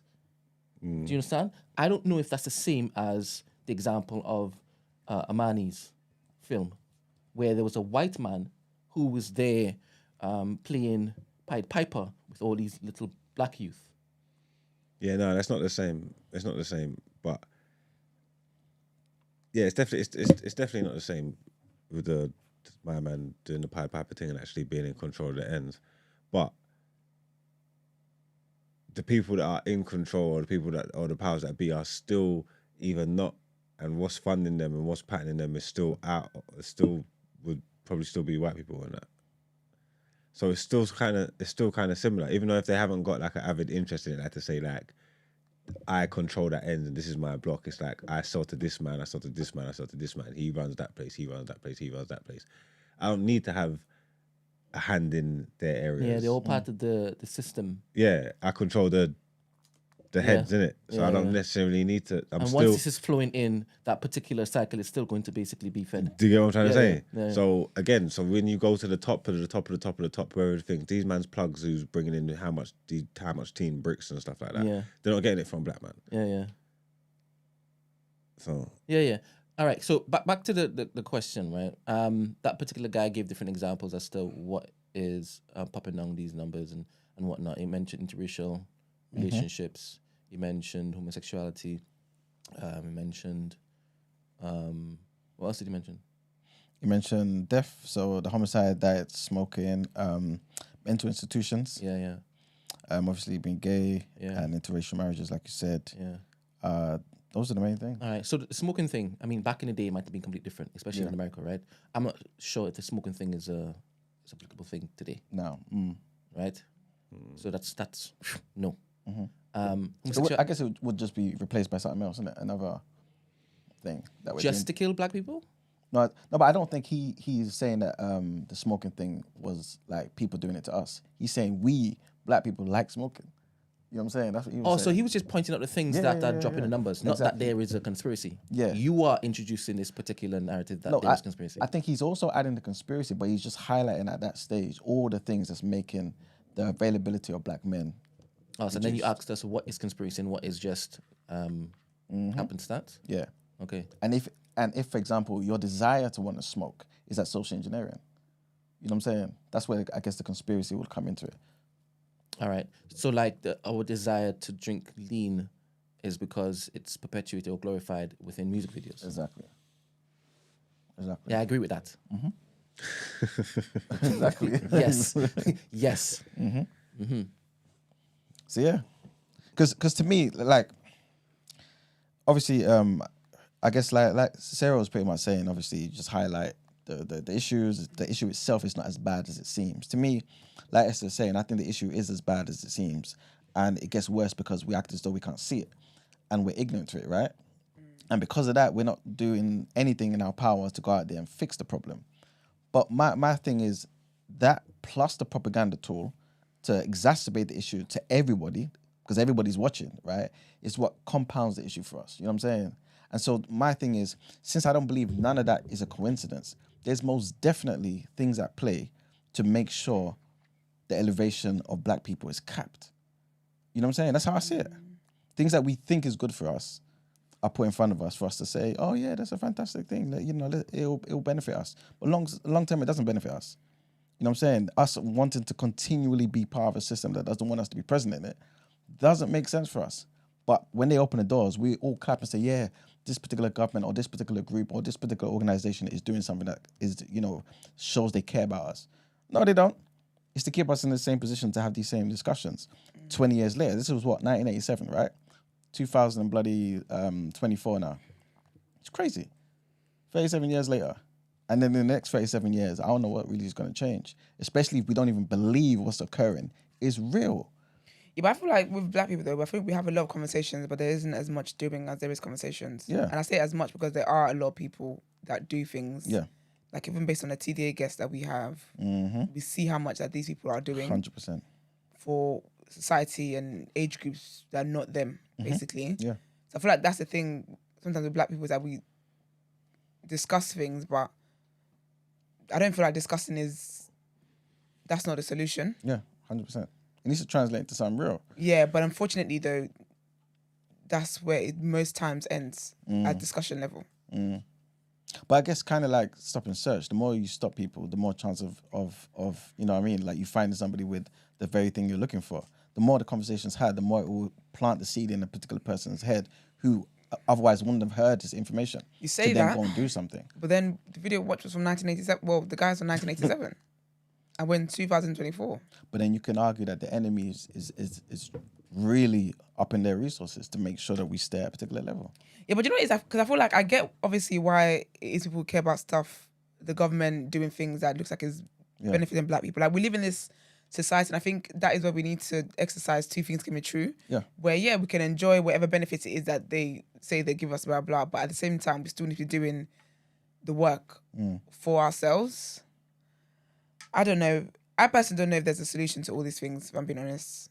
I think that it will only be, or it will be people doing whatever it is that they can with the people that they can reach. But I don't think it's going to be a thing of black people in general break free. On account of, if I think of, say everyone wants to return back home, a lot of us complain about the corrupt governments back home and stuff like that. So it's such an issue that's way... It's giving generational curse, generational trauma. That's what it's giving. Before we wrap up then, right, if that's the case, what do you think, I guess, is an easy solution? I think for people to just find something, an area that they're interested in and do something in that area. We're not all gonna have the same interests or have the same desire to tackle same crimes. Do you get what I mean? Like we had Sace here, we had Kay here, we've had Amani here. Do you get what I mean? Like we've had so many people that do different things in different areas, and then we had Sarah on the phone, who does something completely different.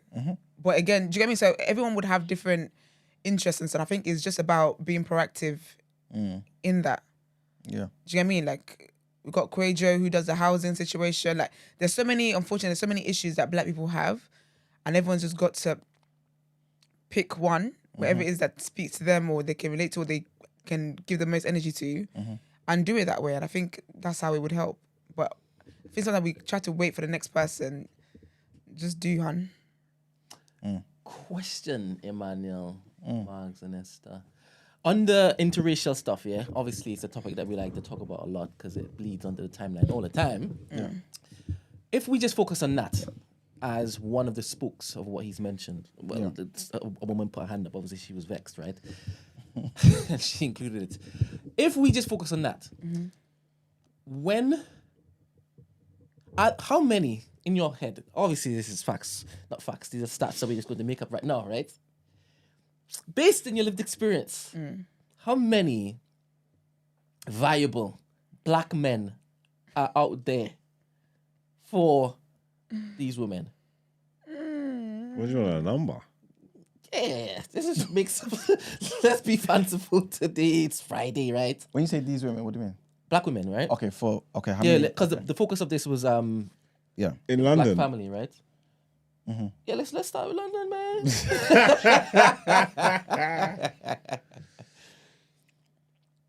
You know, look at this thing, yeah? Again, I think a lot of this stuff is just propaganda and narrative, yeah? You said, tell me the wickedest thing. You're so annoying. No, a lot of it is propaganda and narrative. And obviously, the interracial is a thing. And black men do probably participate the most in the interracial coitus, yeah? But the majority of examples I see of black people, they date within their own race. In like real life. Obviously, online and stuff, you see it, and you can highlight the sportsmen and the way the footballers move and whatnot. But I'm saying like the real world, most people date within their race. I think so it's not a thing, basically. No, it is. The clip that you just saw, which is propaganda. It is kind of. It's like half a thing and half a not. Because there's bare black men out there for black women. In my opinion, bare of them. But there's so many black women saying we don't have men. So where are the black men at? That's what I said. The viable men, the ones that can match them. Because at the end of the day, you got loads of brilliant, beautiful black women out there, right? And they're 30-something, right? And they're saying there's no black men. That's them pointing their standards on us. That means they're saying we're not good enough. That's not us. Like, we are good enough. No, but I don't think it's a case of not being good enough. You think it's the standards that they're looking for aren't being met? Are you saying the standards are skewed? Sorry, it's Friday. I was really trying to hold it. You're so annoying, you know. There's a lot of confusing narratives out there, right? We were talking about the Stefflon Don and the Jada Kingdom thing the other day, right? Mm-hmm.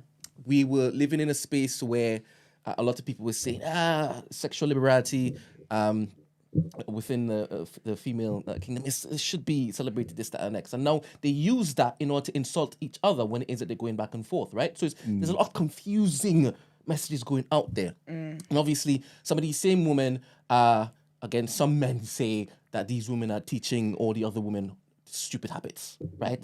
And they're holding on to these habits, and then they're looking to basically say, hey, that man doesn't have this, that. And the ones that do have it, they're up to 0.01%, and they don't even want you in the first place, right? So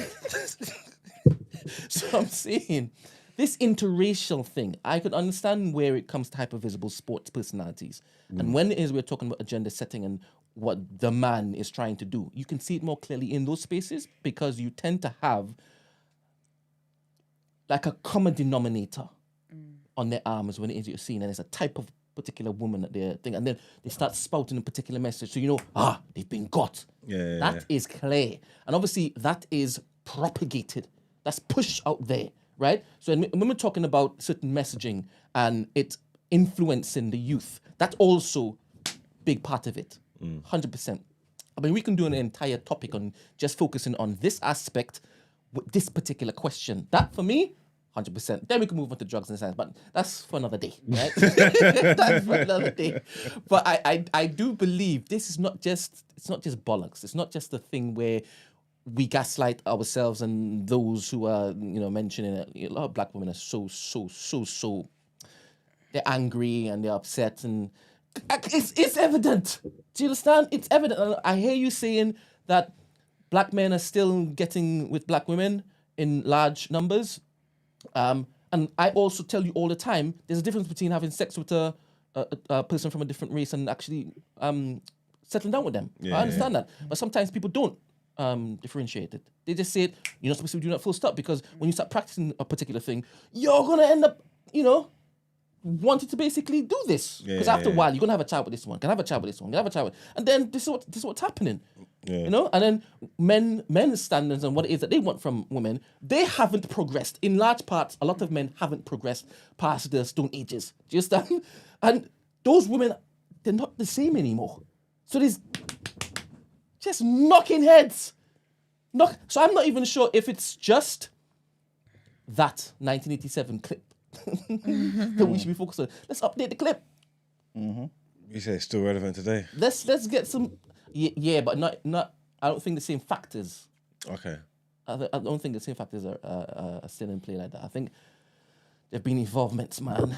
There've been evolution of what's causing this, that, and the next. 100%. I'm always speaking from a place of privilege because this is not. It's not a problem I'm facing with, to get me. I'm not, going to marry a black woman. You're not bunny hopping, innit? He's got surplus. Impossible. Are you having stalkers and shit? Impossible. I think we also have to look at because obviously we're talking about the availability and the fact that, like you said, obviously most black men go for black women. Like, it's just obvious. Every race does that, right? But if there's an increase in more black men than any other race going for white women or other, racial, whatever it may be, then obviously there must be something going on there. But also, I think it's important to kind of look at the type of black men that are going for these other women.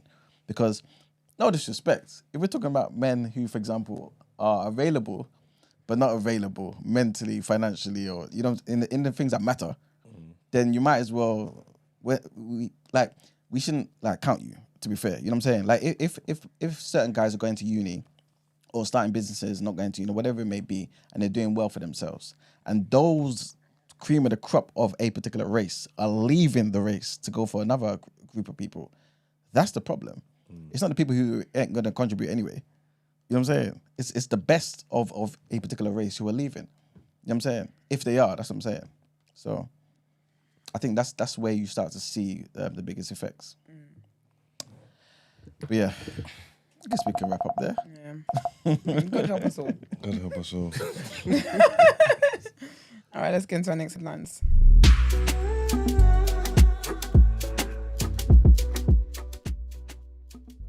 Sharpest man you ever met. Because It's you're impossible. sapiosexual. Doesn't matter. I make a conscious decision. It's a choice. It's, at this point in time, it's my duty. You can't pick the heart wants what the No, heart no. wants. What the hell That's are you what talking about? people say. That They makes don't know a what you're talking conscious about. decision. Of course, everything is a choice. Everything is a choice. Yeah, but the heart wants what the heart wants. Nah, No? it's a cop out. To be honest, my hand It's a could say choice. one thing, Love is a and I choice. could just ignore it. And I do. And I do. Your hand wanted that drink, and you said, yes, allow yourself the pleasure. And you did it. I'll be like, no, even though my heart wanted it. Everything's a choice. No, I indulge. Yes, you do. Yeah. Physical activity is different to love, though, in isn't it? all my heart's desires, I'm the type to indulge. Nah, love is definitely a choice, man. You gotta make that choice. You gotta stand on business. So there's that. Yeah. And you know, it's a lot of the time people say that for black men and black I'm women. definitely speaking for black men. Yeah. That's my experience, and I'm standing on business. You know, the great Frederick Douglass. Okay. I thought you were going to say something. Wasn't he with the white man? With the white woman, sorry. Later in life, when he was like, So was what, MLK. 70, 80 All these years great old. people, these black civil rights movements, movers, Frederick Douglass was married to a black woman And then married a and had wh- children. then had she white passed woman. away. and what? And then when she passed away, there was another black woman left. No, he was in the elderly home. He basically wanted a companion. Kipti said, That's what it was. Just me. all she was the In his companion. final years, yeah, he had regrets and said said he I should have wanted gone for what my peace. heart wanted. No, And he not did. at all. Not at all. And he did. So I want peace, not said, problems. Not at all, man. He went for what his heart wanted because he knew his time was running out. He said, I might as well go out. I might as well go out with a bang with what I really want. That's too funny, man. But love what you love, man. Love is great.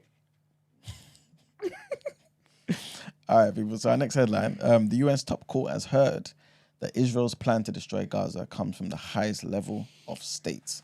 So this is to do with South Africa arguing a genocide case at UN's top court. Oh, I saw that. So the claims were made by South African lawyers as it presented its case, accusing Israel of genocide at the International Court of Justice. South Africa also called on the court to order Israel to cease military operations in Gaza. Israel, which will present its defense on Friday, today, has vehemently rejected accusations as baseless. The court will deliver only an opinion on the genocide allegations, although it is being very closely watched. A lawyer for the High Court of South Africa was speaking to ICJ's told the ICJ Israel's genocidal intent was evident from the way in which this military attack is being conducted. He also said that the intent to destroy Gaza has been nurtured at the highest level of state. Every day there is mounting irreparable loss of life, property, dignity, and humanity for the Palestinian people. Nothing will stop the suffering except an order from this court. The court ain't going to do nothing either. But anyway, next headline takes us to Africa, where Burundi has closed its Burundi has closed its borders with Rwanda after accusing its neighbour of funding rebel attacks. Last December, Red Tabara, which is a Burundian rebel group, killed 20 people near the border of the DRC. The Rwandan President Paul Kagame denies the charge, but Burundi's government has branded him a bad neighbour. So Burundi's Interior Minister, Martin Niteretse, said that we have stopped ties with him until he changes. Imagine. The Rwandan government responded that it regrets the unilateral closure of the borders by Burundi. It said that the border closure was an unfortunate decision which violated the principles of regional cooperation and the integration of the East African community. And the last headline brings us back to the UK, where the council, Essex Council, has defended its decision to spend £500,000 for an online comedian to share messages on social media during the pandemic. Got a good manager, boy. Very good manager. Essex Council's newly released financial documents reveal that Simon Harris, I don't know who that is. You guys know Simon Harris? Okay. Well, this gentleman was paid the money for the purposes of community engagement. The comedian, who has raised hundreds of thousands of pounds for charity and ran the recently closed parody website, Southend News Network, was given 34 separate payments by the Conservative-run council between 2020 and 2023. Responding to criticism, Harris put out a statement on Thursday defending the payments, which he said were done during the height of the pandemic, during which he worked 7 days a week and was supported by a team of community managers. Essex County Council told Yahoo News UK that they had established relationship with Harris as a contractor providing digital consultancy and delivering via social media channels prior to the pandemic. The value of the payments ranged between £500 and £100,000, but together was equal to a total of £493,000, with £279,000 of the payments being made in the year 2021. And that's it for the headlines. That's Simon Harris right there on the screen. It's time to pay the bills, guys. I did not expect that. So I don't blame him at all. I didn't. That's not who I thought it was like a young TikTok or something. But if the guy is good, well, I want to see what his TikTok is saying there. But remember, it's for Essex, isn't it? And I don't blame him at all. He said this was my fee to make the people laugh. And that's what I'm saying. I love that for him. Love that for him. Pick up you, Simon. All right, let's get into some word and road. Bloody wasters. Bro.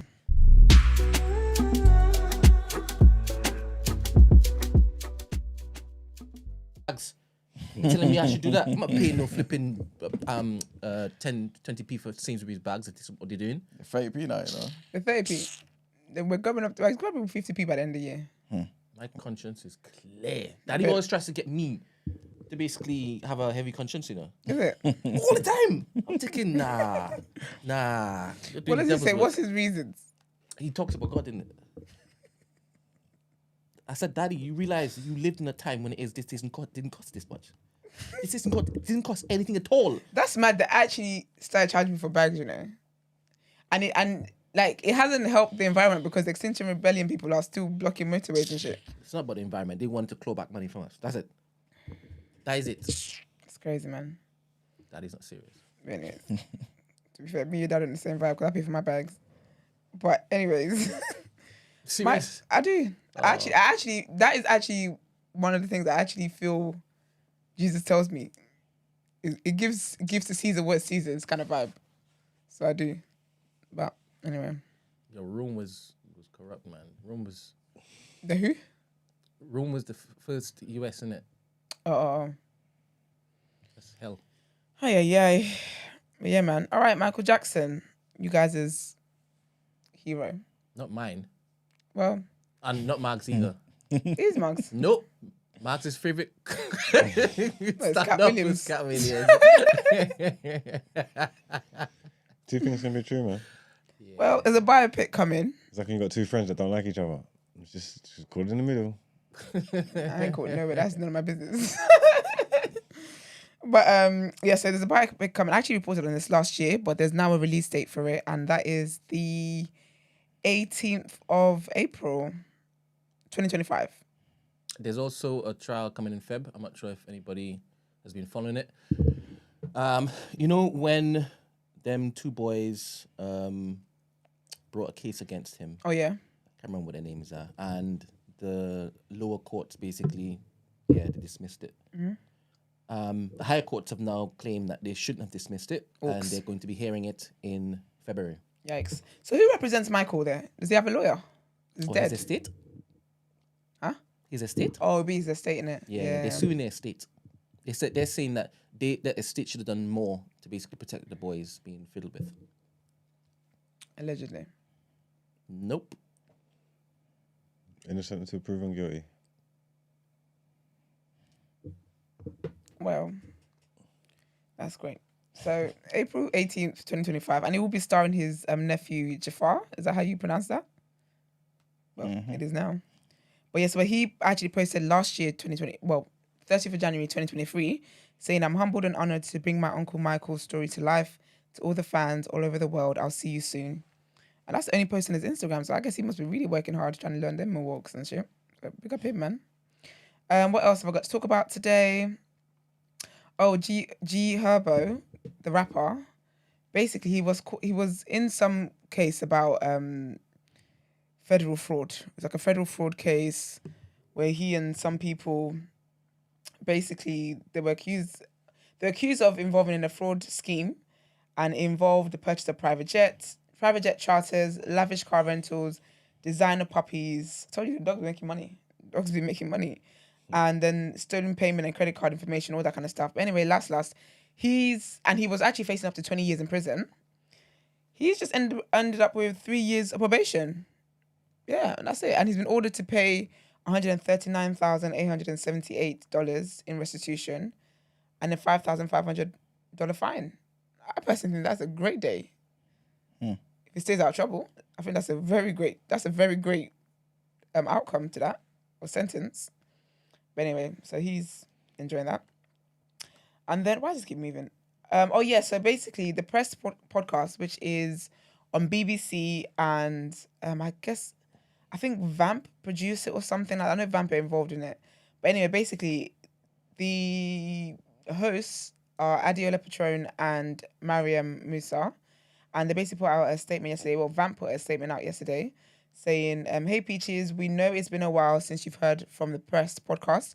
So we wanted to give you guys a little update on what's been going on in the world of Press. After 2.5 years and 5 great seasons following recording the last episode in 2023, Adeola and Mariam have decided to leave the show as hosts to pursue endeavours with their team. It's been an incredible journey working together, and we wish them all the best in all they continue to do. That being said, this isn't the end of the Pressed podcast. In coming months, we will be on the hunt for 2 fresh new faces to take over as hosts to solve all your dilemmas and let you know what has them pressed. We love developing new talent, so stay tuned for further details as this develops. So good luck to Adeola and Mariam on that. And then also, Steph has tapped out of the Jada beef. To first, she tapped out this yesterday, but I just was so uninterested with the whole thing anymore. Like, I'm just done with it. But this is the last time I'm going to report on it, just because I guess I can. But so after Jada released her last song, Steph basically said that she can't respect Twinkie. Is Twinkie an insult? No. Oh no. So she says, I can't respect Twinkie because everything she said in her last song about me was lies, and I'm tired of hearing made up stories she drags from her ass. I have given you enough of my time that I wish I didn't have. Please go sleep and spend some time with your new man party. Jesus, he must be so sick and tired of you now. She says, again, a lot of made up stories. So basically in this song, Jada said that Steph sacrificed her dad and she slept with her uncle and she had a baby at 15. And she said, you can even look online and see when I had my son. A simple Google search would have helped, love. Yeah, something's seriously wrong with you. It's weird. I will reply when you start hitting me with some truth because you're playing a dangerous game, trying to make random lies, not sure what angle this is. I said what I said. On this internet, people take everything literally. I'm not going to be a part of made-up stories that people will believe is real. Sleep with my uncle? Sacrificing my dad? What kind of lies? Honestly, do you feel good saying that knowing you're talking crap? Just come fight me and done because you're sick for making shit like that for some likes. It's seriously not even funny. You can shame me with the truth any day, but I got a son that would hear these lies and I'm not with it. In rap and stuff, do things have to be true? Not really. Yeah. Once you said it, innit? That's what I thought. It's probably better if it's true. Yeah, but I feel like, it probably would be better if it was true.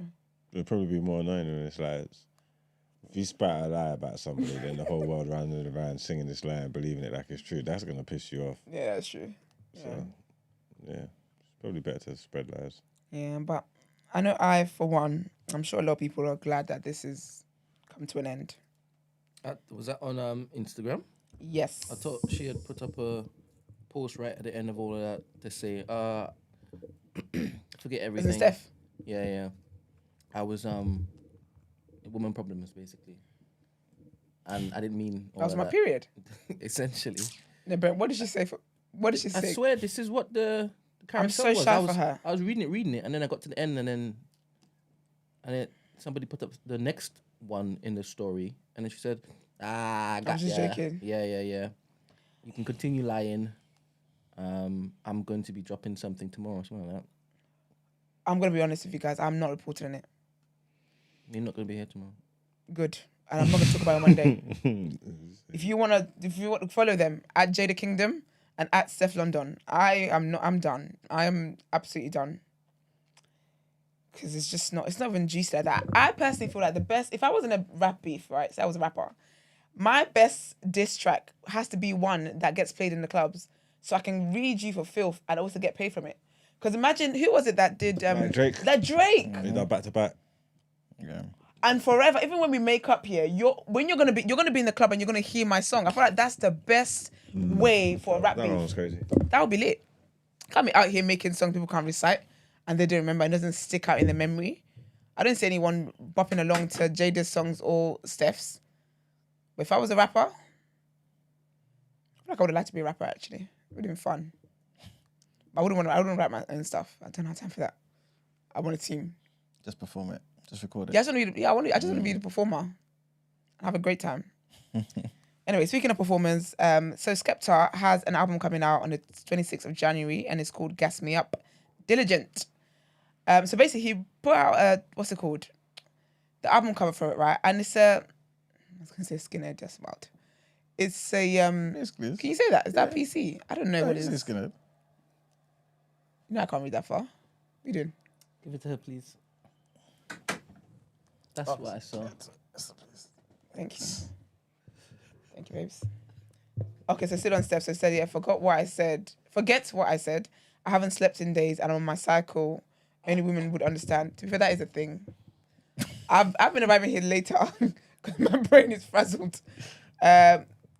Keep lying. But she says that in Patois, so you guys know what my situation is in Patois. See you tomorrow. Do you know what? No, I don't want to see her tomorrow or any other day. I wanted to go back to singing about breakfast in bed and what's that and that kind of stuff. Breakfast and bacon. Is it breakfast and bacon or is it bacon? See, the lyrics are unsure about that. What does Genius lyrics say? Bacon. Breakfast and bacon. She didn't say that. No. She didn't say that. It don't go like that. You don't sound right. It says breakfast in bed. Ah, but it sounds like bacon. Yeah. No, she says, I got your bacon. Okay. What? Everything's clear now. Wait, what? So is it breakfast in... It can't be breakfast in bed. That's too short. So breakfast in bed, hun. Breakfast in bed, hun. Oh, bed, hun. I got think so. your I made that bacon. You make it sound so lame. That sounds so lame. Anyway. That's a big rhythm. It is a big rhythm, but it was a bit like, yikes. To be fair, the signs have always been there. Because talking about you got a new girlfriend is hurting me is wild. I'd rather eat a denim jacket straight from the factory than ever let a guy know that you got a new girlfriend is hurting me. Oh, honey. Apparently it's breakfast in bed, hun. I bring your bacon. As in bacon? No, it's not bacon. It's bacon.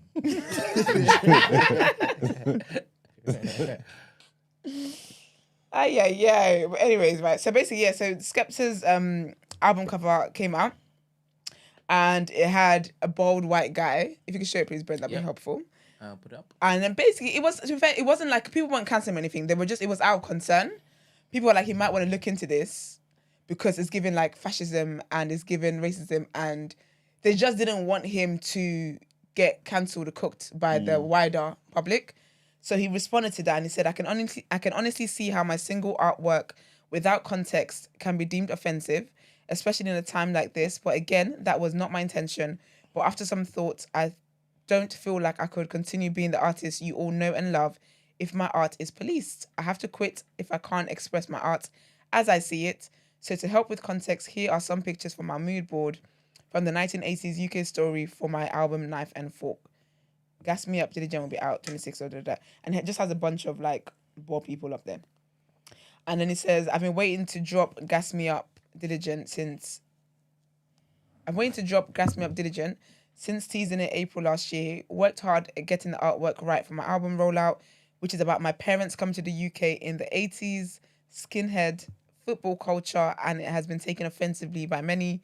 And I can promise you that was definitely not our plan. So I have removed it and I vow to be more mindful going forward. I thought he just weren't compromising his art. He changed his mind. It did, man. So separate tweets. The first one was the day that people were saying they're concerned, and then the other one was afterwards. He ain't standing on business. No, but if it's gonna affect your like sales or that kind of stuff, sometimes is the hill worth dying on? Not grand, man. You gotta think about if the heel Wiley was would have down. kept it. Think where Wiley is now. Hmm? Think where he is now. Yeah, righteous. We've got the moral high ground. That's what he has. That's what you got to sacrifice, man. It's not about selling your soul, man. You're right. That's selling your soul. Hmm? That's him selling his soul. No, but I'm just saying, if you didn't know look where Wiley is now, that's because you don't stand for nothing, you're fall for everything, you get me? It's all about having integrity. This is so funny. Being prepared to lose it all. You get me? Yeah. Smiling in the face of your oppressor. Fair. Do you think that looks like Holocaust stuff? I don't Correspondent? Hmm? I'll put it on our correspondent. Or Yeah, man. You mean that's you? correspondent? Man? Listen, man. Did that look? Here we go. Did that look like Holocaust stuff? No, nobody was thinking about that. Nobody was thinking about that. You think so? Of course they were. They were. Everyone was. No, certain people was thinking about it. Black people were the ones. Because basically, black people were the ones who were like. So black people's minding other people's business. Black people, no, but it was from a protective, like. Okay. Yeah, so that's why. okay. So they weren't cussing him for it. They were just saying that, when this comes out, there's a chance the other side are going to take it as offensive, and that could affect him charting. That could affect the success of the work.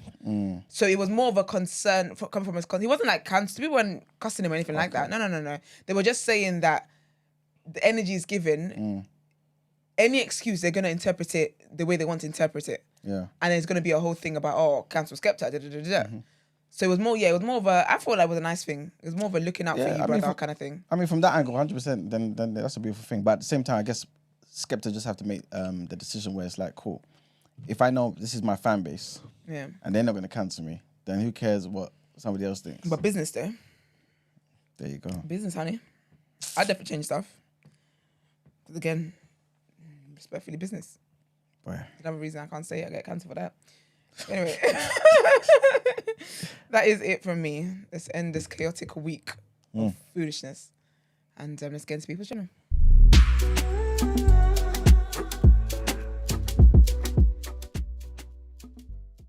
She brings me bacon. I was about to ask, what are you going to say for the second line if you say the bacon in the first line? I like the bacon. I got your bacon. Aye. A funny place. The type of Pokemon you like,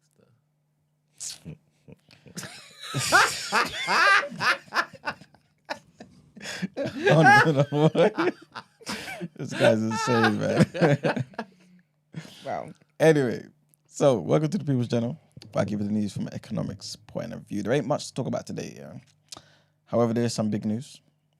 The ONS has reported an early estimate for output growth of 0.3% for this month. For the month, I should say.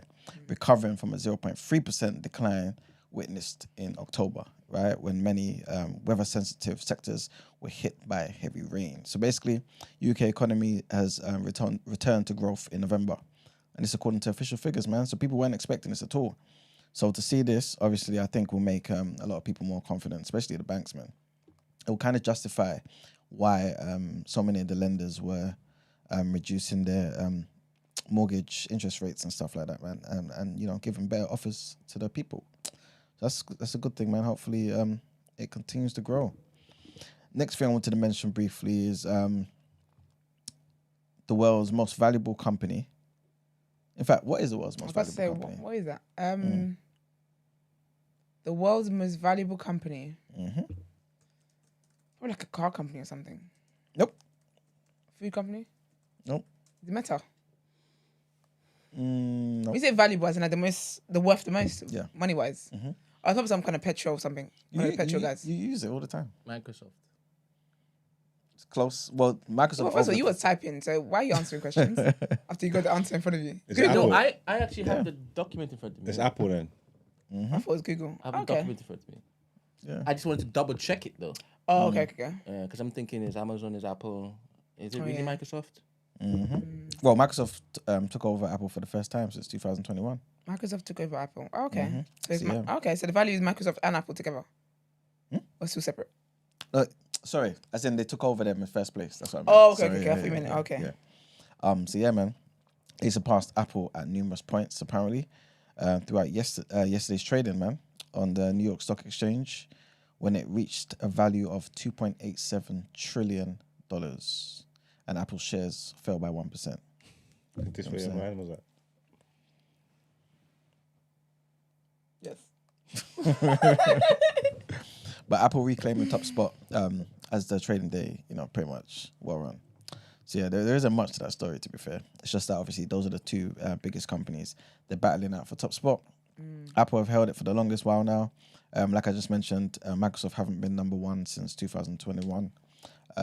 But yeah, man, Apple's not even bringing anything innovative to this. No, they're not. And I think no, they're not. I did not think they were going to be the number one. But I guess it makes sense because iPhones literally every corner of the world. This is it. But no, they're not. It's the same damn devices. Mm-hmm. I think there's iPhone 16 now, isn't there? Because I think I saw on their Instagram or basically they must have said something like, "Oh, what would you like to see on the new iPhones?" Man, someone said, "We'd like to see Congo free." I said, "Well, there you have it." And what's Microsoft doing, Byron? What's Microsoft doing? I don't know, man.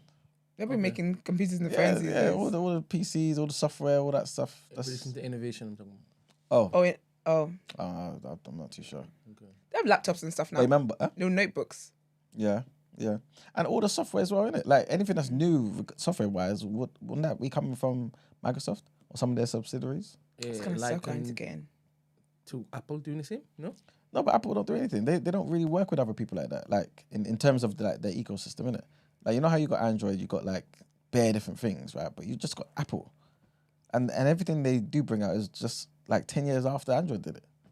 So there's nothing new. Just looks good. I don't know.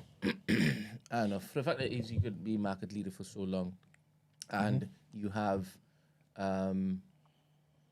you've told people they can only work within your ecosystem, and people are doing it still, and you have the competitor open, and so many different third parties to basically work with them, and Apple is still running things. Hey, you have to be applauded. 100%. 100%. But I think that speaks to how great their marketing is, man.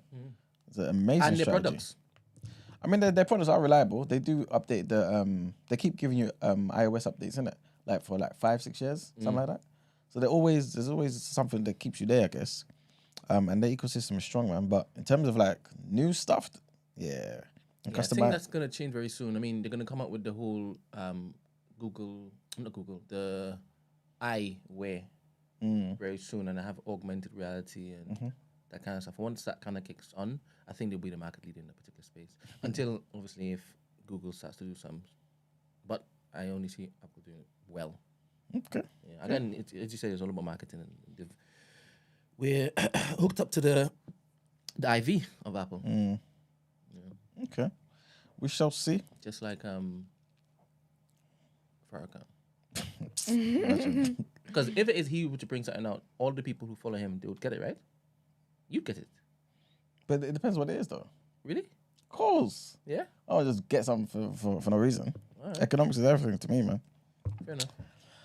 Next thing I wanted to mention, HelloFresh. Have you guys ever bought anything from HelloFresh, subscribed, anything like that? No, I know of it, though. Cool. Well, they've been fined, man. They've been fined for sending millions of spam emails and texts to their customers. They can do that? What, as in find them? As in companies can be fined for sending hella...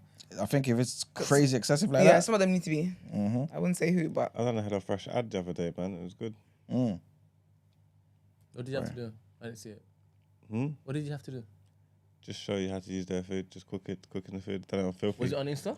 It was on Filthy. Okay. And did you... Just on Filthy side, the Instagram? No, I'm going to see it. It's on the show. Ah, okay. So we've Did you cook on the show?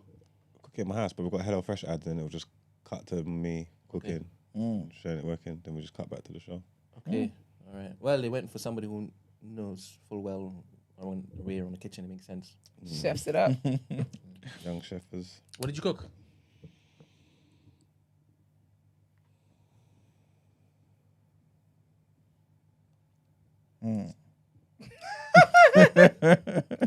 Tacos. You say? Tacos. Oh.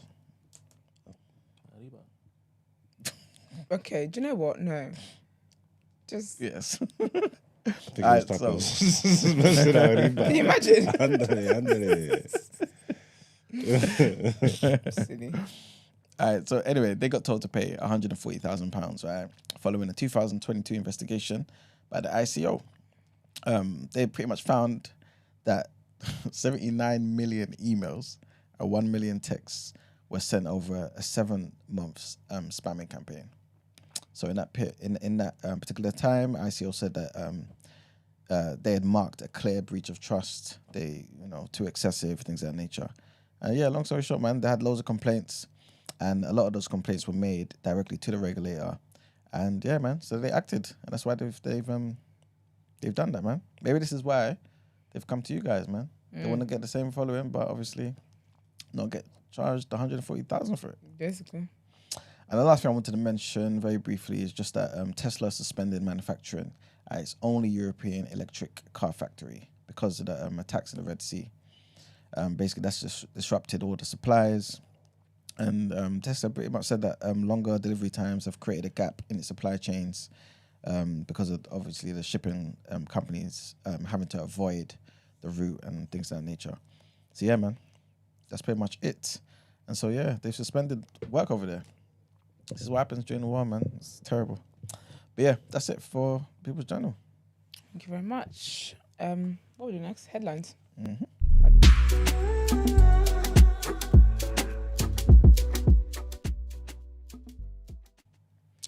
All right, trigger warning here, guys. And it's about former President Donald Trump, who said on Thursday that he would attend the defamation trial, with the whole E. Jean Carroll situation. That's set to begin next week. So he was speaking to reporters in response to a question by CNN's Kristen Holmes, and he said, yeah, I'm going to go to it, and I'm going to explain. I don't know who the hell she is. I have no idea. Such an arrogant piece of shit. Trump held a brief media appearance Thursday afternoon as the New York Attorney General office presented closing arguments in a civil fraud trial. A federal judge has already ruled that the jury hearing the Carroll's defamation lawsuit will only need to decide how much money Trump will have to pay her after the judge found the former president was liable for making defamatory statements. So it's already a done situation, to be fair. For those who don't know, she was a former magazine columnist, and she alleged that Trump, trigger warning, raped her in the Berdo Goodman department store in the mid-1990s, and then defamed her when he denied her claim. Next headline takes us to Nigeria, man, where the Nigerian army has arrested 2 soldiers after a viral video allegedly showing them torturing a civilian. Yikes. Yeah. In the footage, a man in military fatigues and another in civilian clothing repeatedly kick and whip a third shirtless man as he repeatedly pleads for mercy. You know what I'm saying? So he's saying, no, sir, I beg. I'll confess. Damn, I'm not sure I had to do that. Yeah. Sad, man. The army has expressed utmost dismay at the unprofessional conduct allegedly displayed by the officers. They also provided a statement on Wednesday, and they said it's instructive to mention that the soldiers involved in that unprofessional conduct have been clearly identified and arrested. Very good, Mm-hmm. The alleged assault took place in Nigeria's River State, but the date of when it actually happened is unclear. The circulation of the video on social media platforms earlier this week prompted widespread condemnation of the soldiers and the Nigerian army, with one user on X describing the soldiers' behavior as highly cruel, barbaric, and nothing but an abuse of power. Good. The army has assured that it will conduct a thorough investigation to address the incident and promised to sanction those who are involved. Good. Mm-hmm. That's rare, boy. So I'm glad. Some improvement, man. Very good. And the last headline brings us all the way back to Keir Starmer, man. And he's pretty much said that he wasn't aware of the 3 Horizon cases that were brought against the sub-postmasters by the Crown Prosecution Service, by the CPS, man, when he led it. Because this happened during his time when, he was a director of public prosecutions between 2008 and 2013.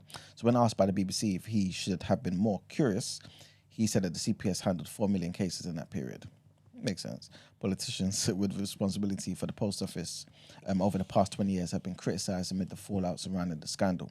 One prosecution on the basis of information from the post office faulty Horizon IT system resulted in a conviction for theft and a 21-month sentence. Another in convictions for theft and fraud. And in the BBC interview, Sir Keir Starmer said that while he was the head of the CPS, he had 7,000 staff. So he said the idea that the head of the organization would have been curious about all the prosecutions being handled was obviously unreal and unrealistic. But yeah, that's it for the headlines, man. It's time to pay the bills. Nice. Let's get into the reaction.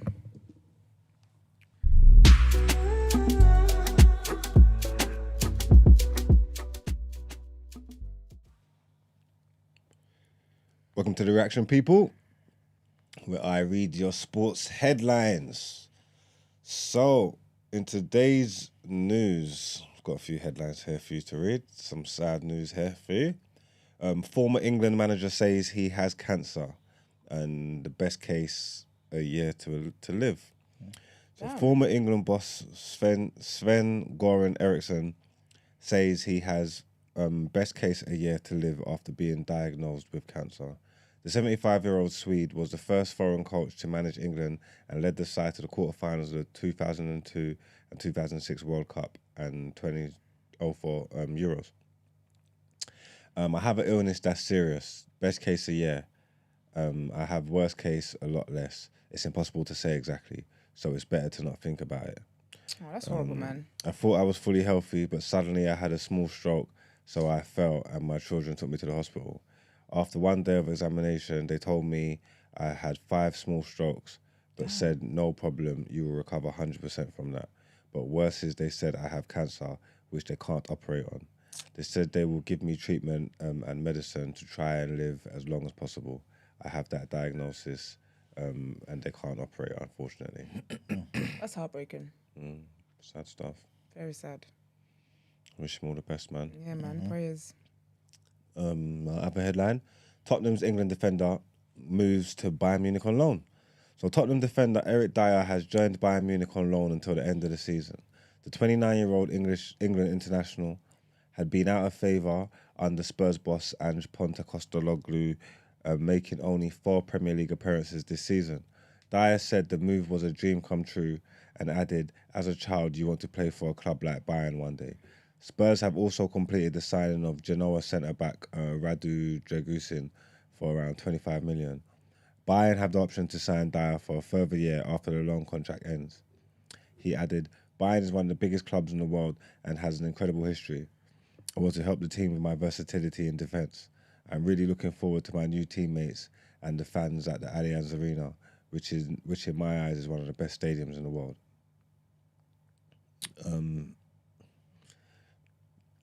Next headline, Man United winger returns to Borussia Dortmund on loan.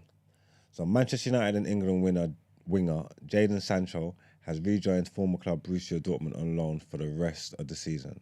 The 23-year-old moved to the Old Trafford in a £73 million deal from the German club Dortmund in July 2021.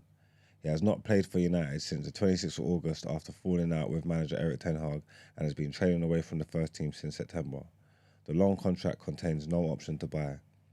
When I came into the dressing room today, it felt like coming home, Sancho said. I know the club inside and out. I've always been very close with the fans here and I've never lost contact with those in charge. I can't wait to see my teammates again, go out on the pitch and play football with a smile on my face, prepare goals, score goals and help qualify for the Champions League. That's what he said. And in our last headline, we've got Artur Beterbiev versus Callum Smith. So you looking forward for that one? Yeah, it's going to be a good fight, man. It's funny, though. A lot of people are basically giving Callum Smith a chance, man. Not disrespect him, because this guy's been, like, beating everybody. But I think I was just thoroughly disappointed in his performance against Canelo, innit? So I kind of writ him off. But to be fair to him, that was at 168. He's now gone up to 175 to fight Beterbiev. And since being up there, campaigning that weight class, he's been KOing guys, man. He's been serious. So a lot of people are saying, wait a minute, Smith could beat Beterbiev. But Beterbiev has knocked every single person out he's fought. What's that, 19? Yeah. Every single person he's fought. You know what I'm saying? He's a solid guy. But I'll be honest with you, he's getting older. And also, I feel like his punch resistance is starting to erode a bit. You know what I'm saying? I saw him vulnerable against Anthony Yard. I saw him vulnerable against the other white guy, Johnson, who actually knocked Beterbiev down, I think in the first or second round in their fight. So if Callum Smith obviously can really not be shy in there and actually push the pressure, he might be able to, cause an upset. He might be able to. But Beterbiev is a serious guy. And to be honest with you, I just want Beterbiev to win it because I want him to fight before later this year. You know what I'm saying? So we'll see what happens. But my money would be on Beterbiev. We'll see what happens. When's that fight? Saturday night? Early hours, Sunday morning. So yeah, Saturday night over there. Try and make sure I catch that one. Yeah, and that's the end of our sports headlines, people, man. That's it for the week. So yeah, let's get into our Done Out Ere.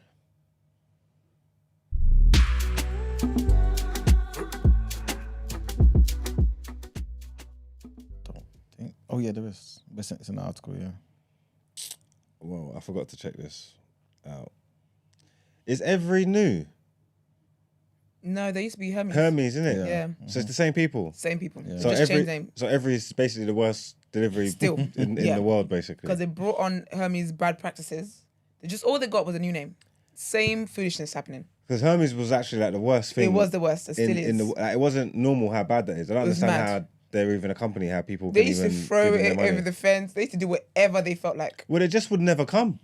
Yes, there's that too. It just wouldn't come. I remember one time I was meant to go away. The guy said he basically said he was delivered. 1 second. Is that? Can I play again? So I just run. Is that real? Is that how you're doing the job? Yeah. No way. Let's see. Don't take Because I saw in the corner of my eye, I saw someone run. I just know saw something. damn well he did not throw. I saw something flying across the screen. He didn't even go into the gate. Oh, what's wrong with our connection, man? Aye. Oh, this is annoying. All right, here we go. No. When you visit Fiverr Pro and discover pre-vetted, top freelance... Quit it. Don't worry. No, we can't skip that. All right, here we go.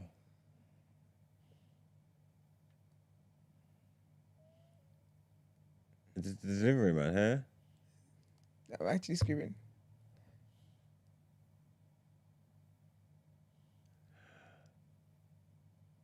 No respect. What was it? We've got another one. No, it's just repeated. Oh.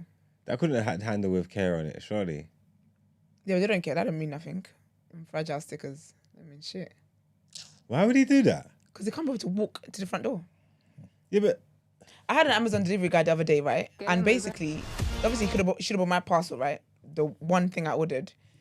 This man had an IKEA bag, and in the IKEA bag were like several parcels. So when I get downstairs, I'm like, because he knocked on the door and just left the bag in front of my door and left. So I'm thinking, what's happened? Like, I only ordered one thing. I'm looking in the bag now. It's my neighbors, like 4 houses down, as in like my house, the next person, the next person, the next person, next person.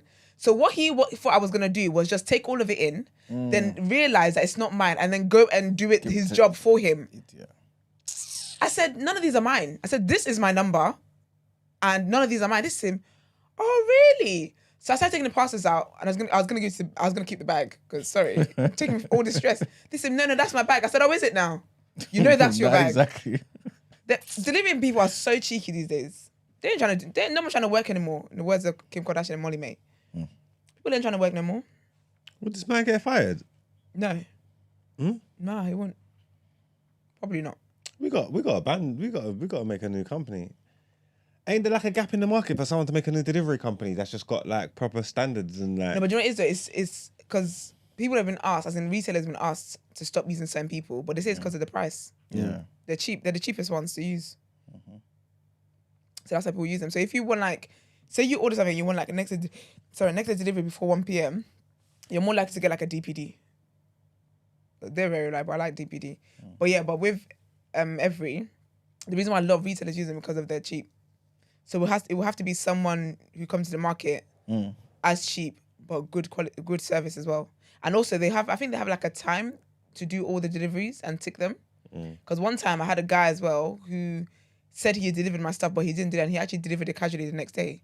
And I said, yeah, but I got an email saying you delivered yesterday. He goes, oh yeah, I have to do that because because of it's being watched. And I said, yeah, but I didn't get my stuff yesterday. What are we doing here? I needed it yesterday, not today. And it was next to delivery.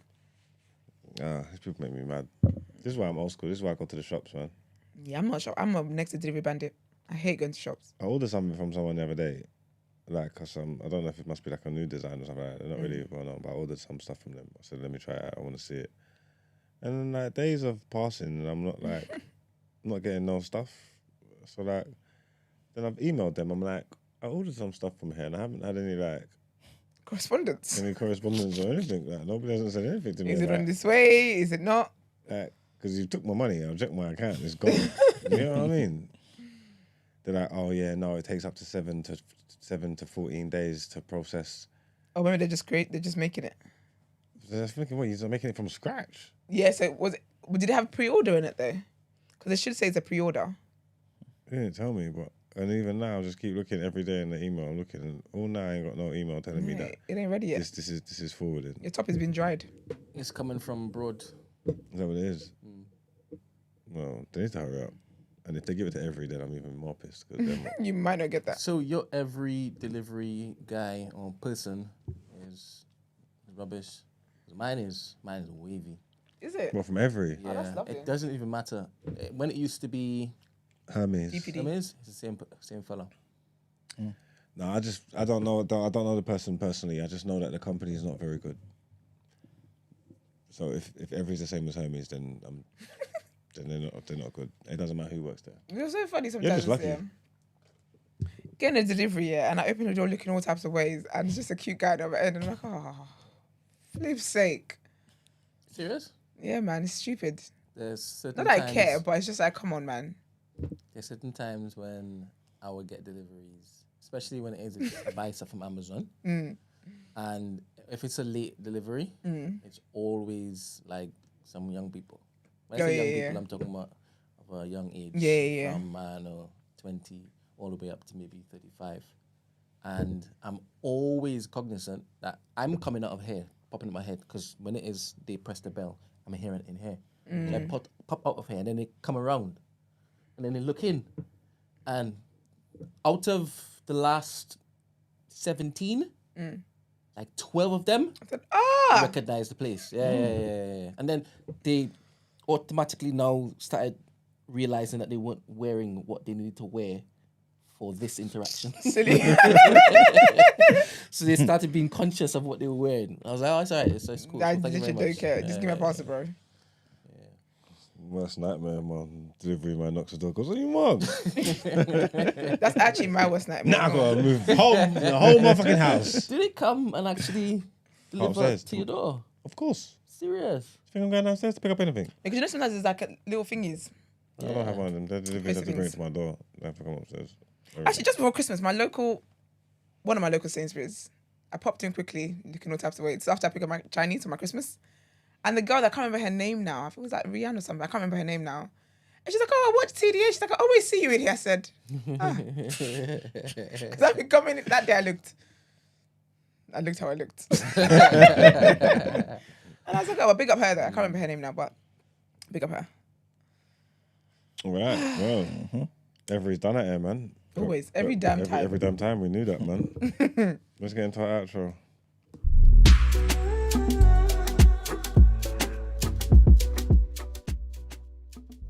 Bin men every Christmas. You leave money for them? Dude. Yeah. Oh, you tip them? That's How much? sweet. Yeah. It's not much. It's like maybe £5-10 each, as in. Oh. Yeah. So they don't dash my bins everywhere. They put it properly. No, I'm serious. Because there was a time when it was mad windy, just the other day, and everybody's bins were all over the gaff. Because they don't really. No, they never put it back where they got it from, and that shit pisses me off. Yeah. Yours was mine was the same straight. thing. They always do it properly because Because you tip them. Yeah. Maybe I should start doing that actually. Because mine, I had to walk to Timbuktu. I was so annoyed. Then I dragged one back home. It was the wrong one. It was my neighbour's one. I was like, oh, might as well give it to them then. Then I had to go and get mine. It was a whole thing. All mix and match and stuff. And That's mine- really sweet though. I don't have bin men anymore. Yeah, because obviously, where you live, innit? Yes, I don't know them. When you Excuse- did it change anything? Huh? When you did it change anything? What's the point of the story? You're saying where he can't contribute to the conversation. Can't relate. I probably used to feel like you because I used to know my bin men, innit? Yeah. You live on the street, there's the same guys, they work the route. You feel like you know them, innit? I don't anymore. So. Yeah, I'm bad actually because when I know that they're there and I'm trying to leave the house, my concern is pulling out before they block me in. Okay. That's what my bit. So I literally be squeezing myself. As soon as I don't put my seatbelt, I just literally get in the car quickly and just drive off and then put my seatbelt on after. Hypothetically, everything. Shit. Anyways, thank you guys for joining us. Our first week back. I hope you guys have enjoyed all the shows this week. We appreciate it. I just clocked. Remember yesterday when our lovely guest Jay was gonna leave a question for the next person, and I said, "Don't say."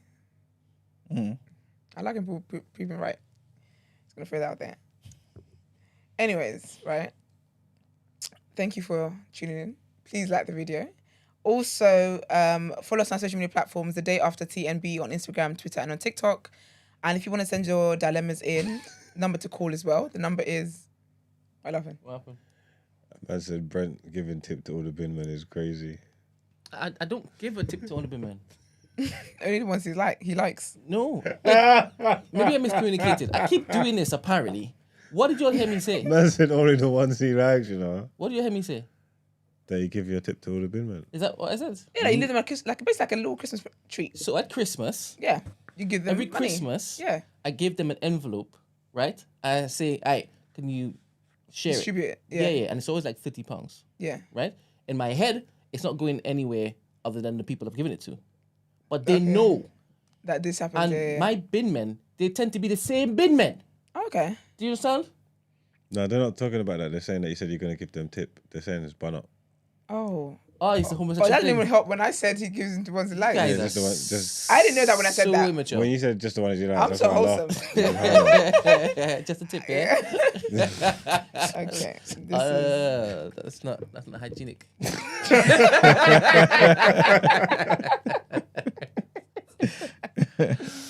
You're so silly. Anyways, the number, if you want to call us when we're live on air, if you want to send your texts in for your dilemmas or message in when we're live if you're unable to call. Also, if you want to send a voice note in, obviously the voice note has to be max a minute long and not like 6 1 minutes. There's a limit. But anyways, the number is 075-6484-1073. And if you want to send your dilemmas by email or if you'd like to inquire about the show or feature on the show, the email address is thedayafter@thenewblack.com. Have a great weekend, people. Ciao. And we'll see you Monday. Bye. Peace.